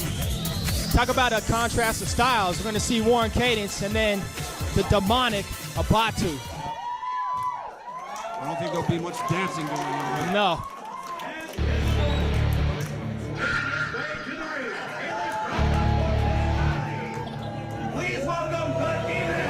Looks like Triple I sitting on there on his phone. Not gonna lie, that guy looked like Triple I. When it comes down to so guy sitting in front of the lady here on the lower corner. Oh, they're not gonna show it. Come on. Looks terrified.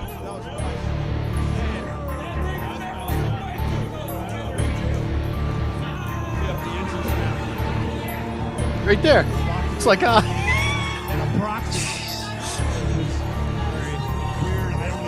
This is terrifying, honestly, if you're Warren Cadence.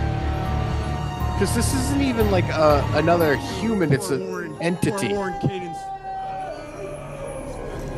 doesn't know.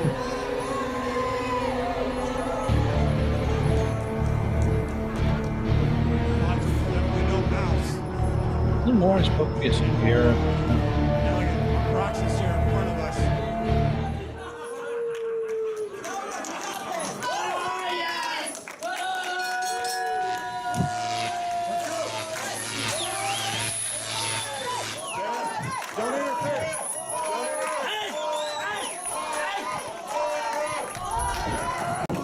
And misses there, does a Batu, and there's Cadence. Oh, nice. Oh, riding him. The crowd loves it as a Batu rolls out of the ring. Warren Cadence showing that energy. I don't know if that's the energy I'd want to be showing to somebody like a Batu. Yeah, no. Warren Cadence now finally getting his confidence and showing his twerking skills a little bit. And back in the ring is a Batu, and there's a nice takedown there by Warren Cadence. Another arm drag. Warren is a lot stronger than he Warren looks. Cadence is also up against it because of the size advantage of Abatu. Abatu has to go close to that 300-pound range. You got to wonder if Aproxis is going to interfere at some point in this match as well. That's a guarantee. But Warren Cadence has to have his eyes on the ball. And there's a Batu showing that strength, but Cadence rolls out of it. Well, it looks like he held on to that arm bar. Working on that left arm. Zabatu getting back up to his feet. Where the power and the size comes into play. Abatu just able to. Oh, misses with the right. Oh, and a big chop. Another big chop by Warren Cadence. Lubing himself up. Another chop there by Cadence. Well, this is what Warren Cadence has to do. Got to be quick. Oh, big clothesline, but it doesn't take the monster Abatu down. Oh, and there's a clothesline by Abatu. Yikes. Big leg drop there.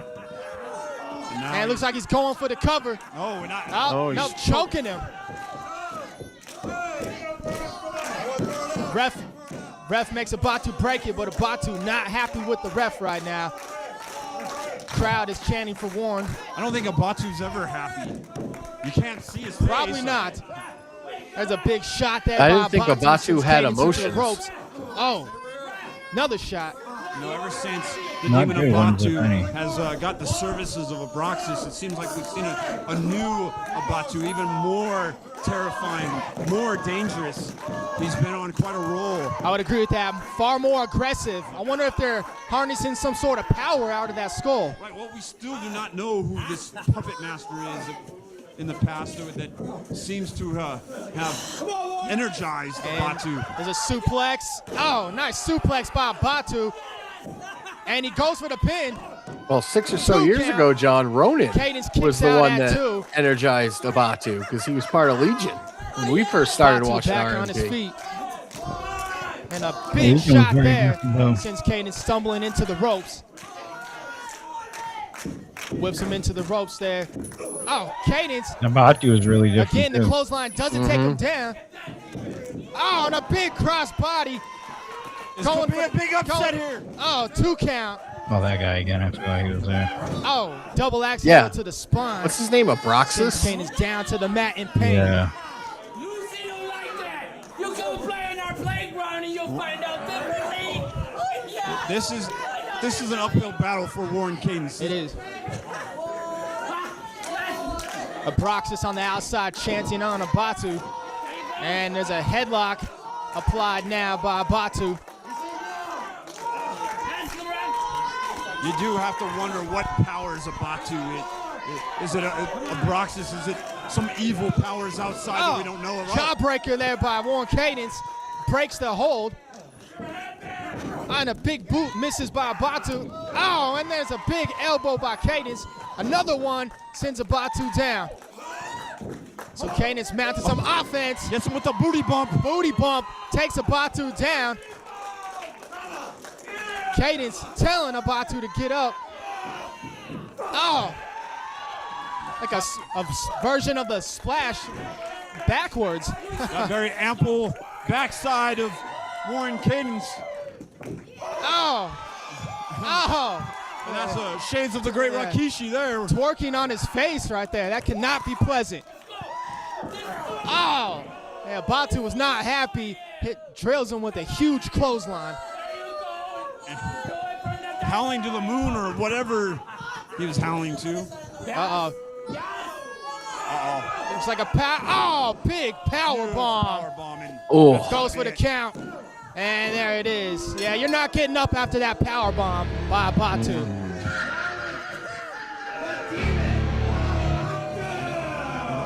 The Demon Abatu is on a roll as of late in singles action. He seems to just be unstoppable.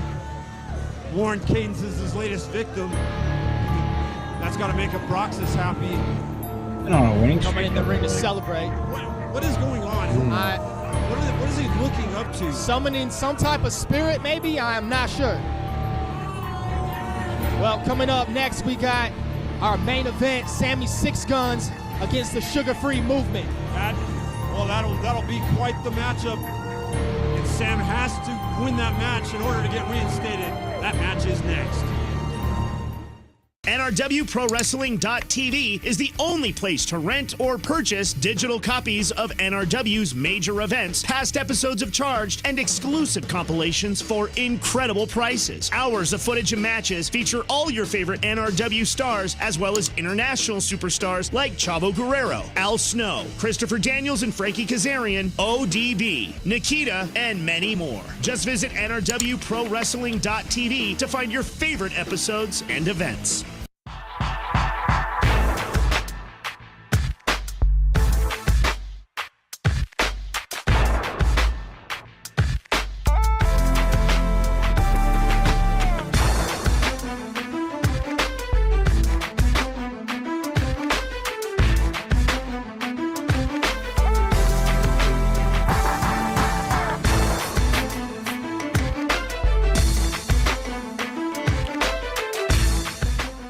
NRW would like to thank Lady Luck Tattoo for being an official sponsor of NRW Sports Entertainment.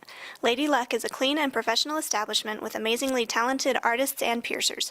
Located in Aurora, Lady Luck is the place to go for any new tattoos and piercing. I keep on forgetting I'm not used to this. Well, John Madden, this is your first main event following NRW Charge. And, well, you've got one of the greatest athletes that this sport has seen in Sammy Six Guns Jr., but he has an uphill battle here tonight. Yeah, talking about great athletes, what about Mario Vanger, leader of the sugar-free movement? And this is now a handicap match. Odds are definitely stacked against Sammy Six Guns. Thanks to our CEO, Titus Machiavelli. Millions of years ago. And today, Dustin Urich will tell you my story.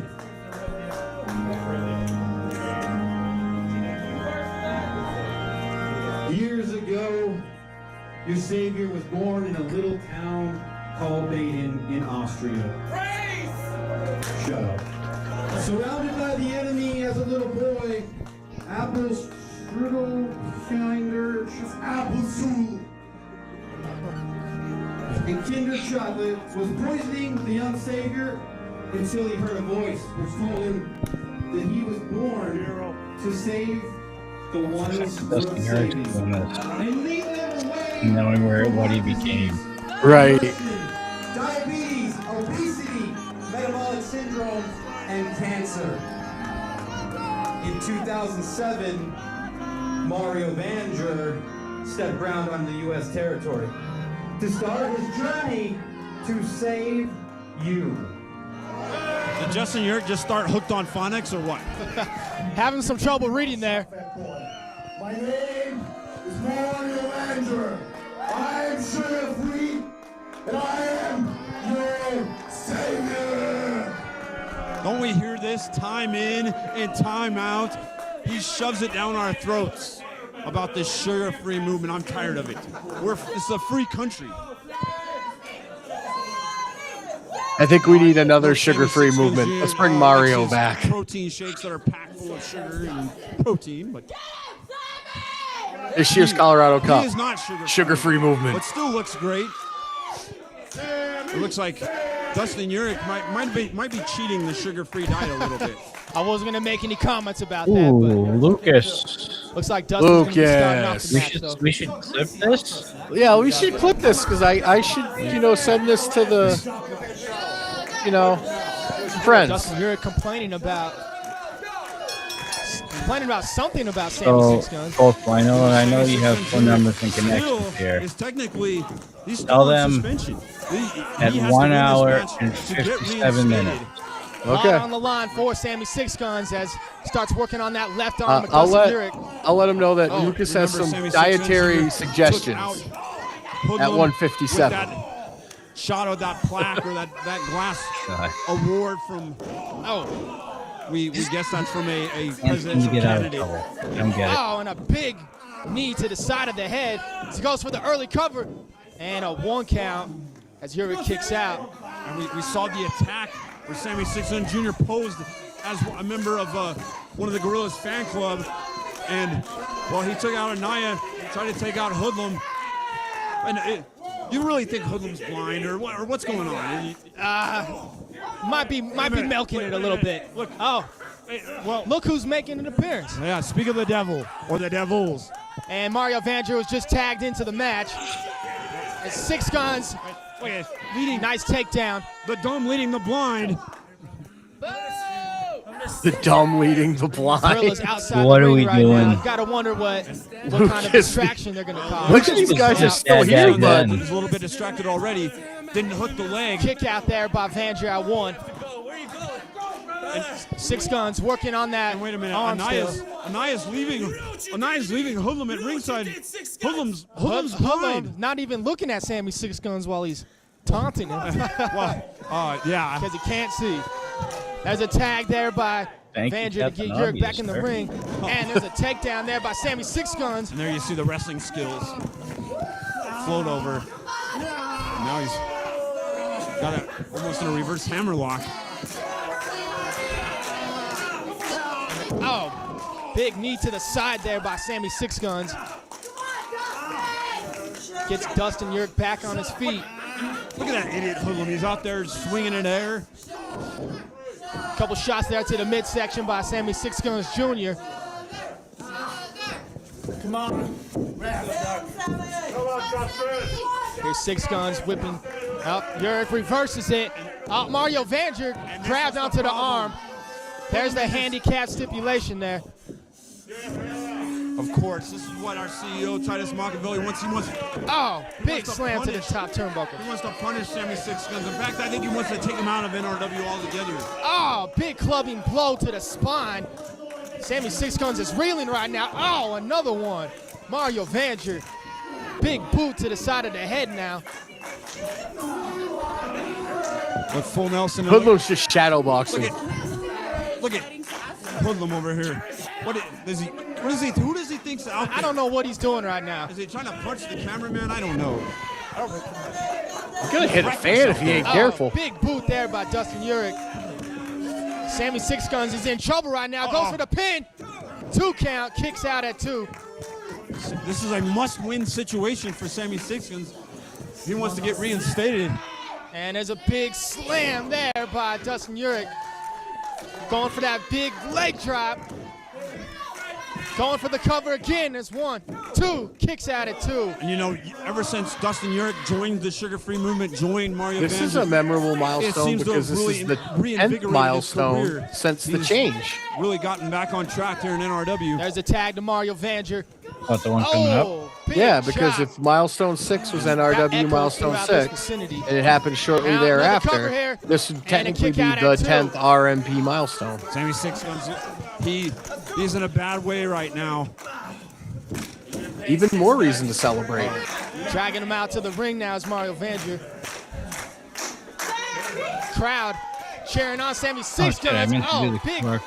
Big clubbing blows though. Ref counting. You can see the marks on Sammy Six Guns' back right now from these repeated chops. And look at this. This is what the referee's distracted. And there's that handicap advantage there. Sugar-Free Movement taking advantage of it. Look at Hoodlum trying to find his way around. You think he's having a seat in the front row. We are in this theater situation. Huge chop. Big boot by Mario Vanger sends Sammy Six Guns down. There's a European uppercut. One of Vanger's trademark moves. Kicks to the midsection. Dustin Jurek holding on to Sammy Six Guns.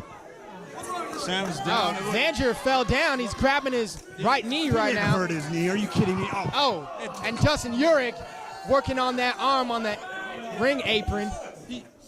You wonder if that knee's even bothering you. And he caught up pretty quickly. You wonder if he just wears that knee brace as a weapon and also a way to get the referee's attention. Vanger choking out Sammy Six Guns Jr. now with that big boot. And there's a cover. Lazy cover. Kicks out at 2 to Sammy Six Guns Jr. You got that right. He didn't hook the leg. Hoodlum, you see Hoodlum sitting down. Is he eating? What is he doing? I don't know what he's doing. Tried to eat him like a computer mouse. He's been able to obtain since Anita's been training him, dude. Seen that ridiculousness the last week? That's Sammy Six Guns arguing with a fan out there. Big shots to the midsection. Mario Vanger picks him up. Oh! Reverse DDT. Reverse DDT there. And there's a cover. Oh, 2.5.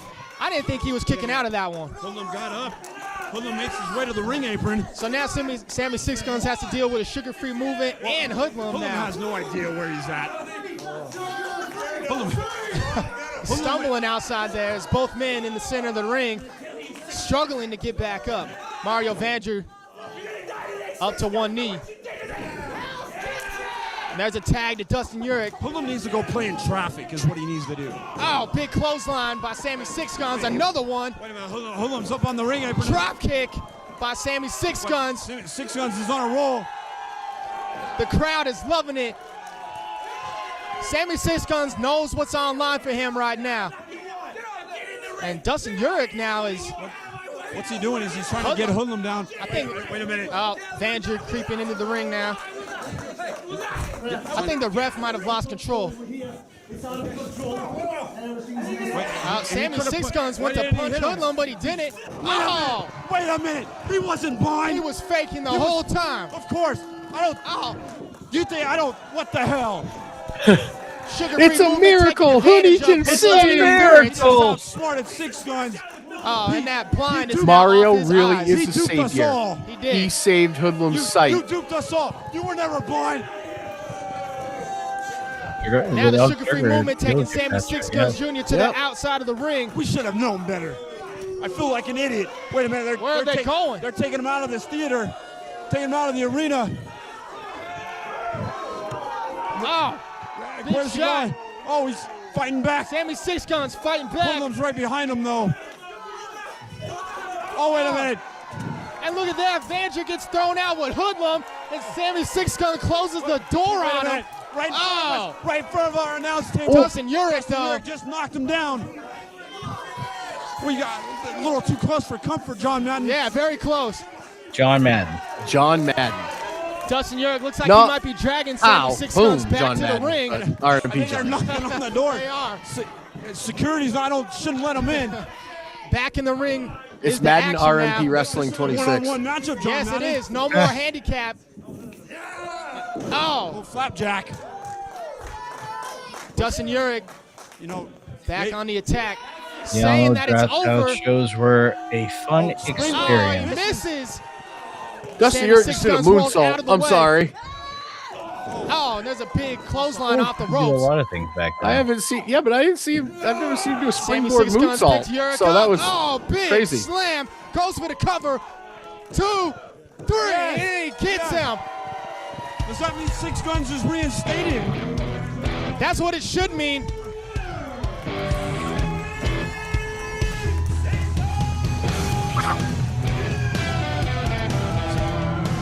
Sammy Six Guns, I believe, just got off of suspension with that victory as he threw out both Hoodlum and Mario Vanger out of this arena.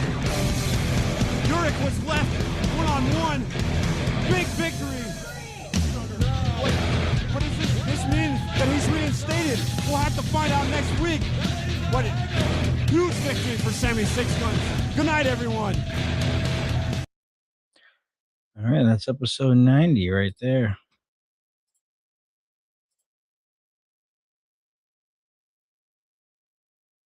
It's crazy the amount of same faces you see in same situations. Like Draper and Dustin still battling 10 years later.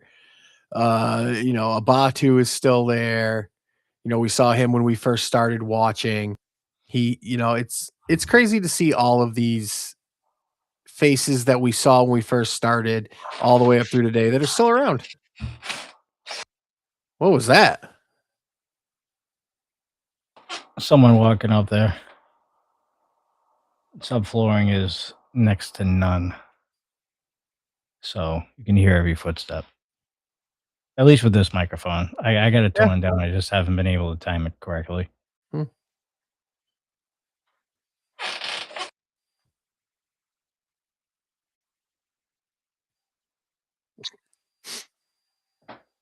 She should be in bed.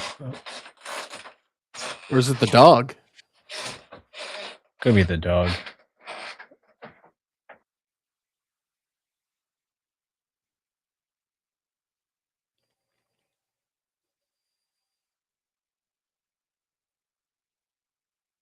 Sorry, we'll just wait a couple minutes, guys.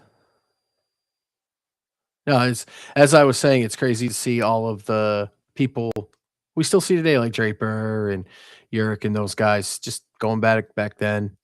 Milestone 6 coming up on the rewind. That's going to be awesome. Well, minus the main event, but you'll all understand that soon.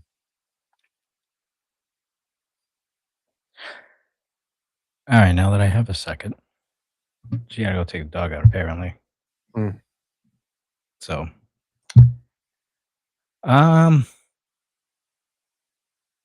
yeah. Any last words on the rewind tonight?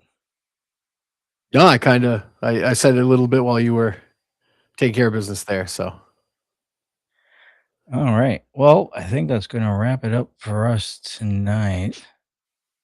I gotta pause again. Oh, there's a fur ball. There he is, right there. There he is. No one wants to see your ugly face. Get out of here. Get out of here. Go. Be nice to the dog.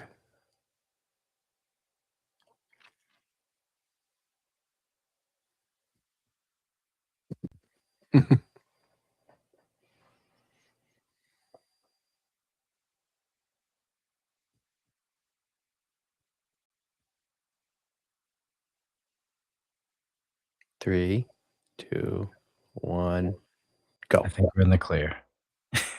I think we're in the clear now. All right. All right. So next week, same time, same place as always. I don't think anything's changing. Again, I don't think anything's changing until Milestone, where we will be having the week off. Not because we want to, but because we're actually going to be. Actually, I think we'll be probably heading towards the airport at this time. On Sunday night, our flight will leave. Yeah, we'll be boarding right now. Yeah. So the return flight. So yeah, we'll be there. What, Wednesday on the 8th, and we will fly be in at what, noon? Yeah, we'll get there noon on the 8th. No, that's not what I have. Am I? Oh, let me check because we're on the same flight. So, time actually. We land at 9:34 in the morning there. Yes. So Yes, technically it's a 2.5 hour flight, but it's really 5. 4 hours and 34. Yeah. So we'll get there in time for breakfast. Yeah, technically. Remember to get in the plane and not on the plane. Yeah, sure, we want to be inside the cabin.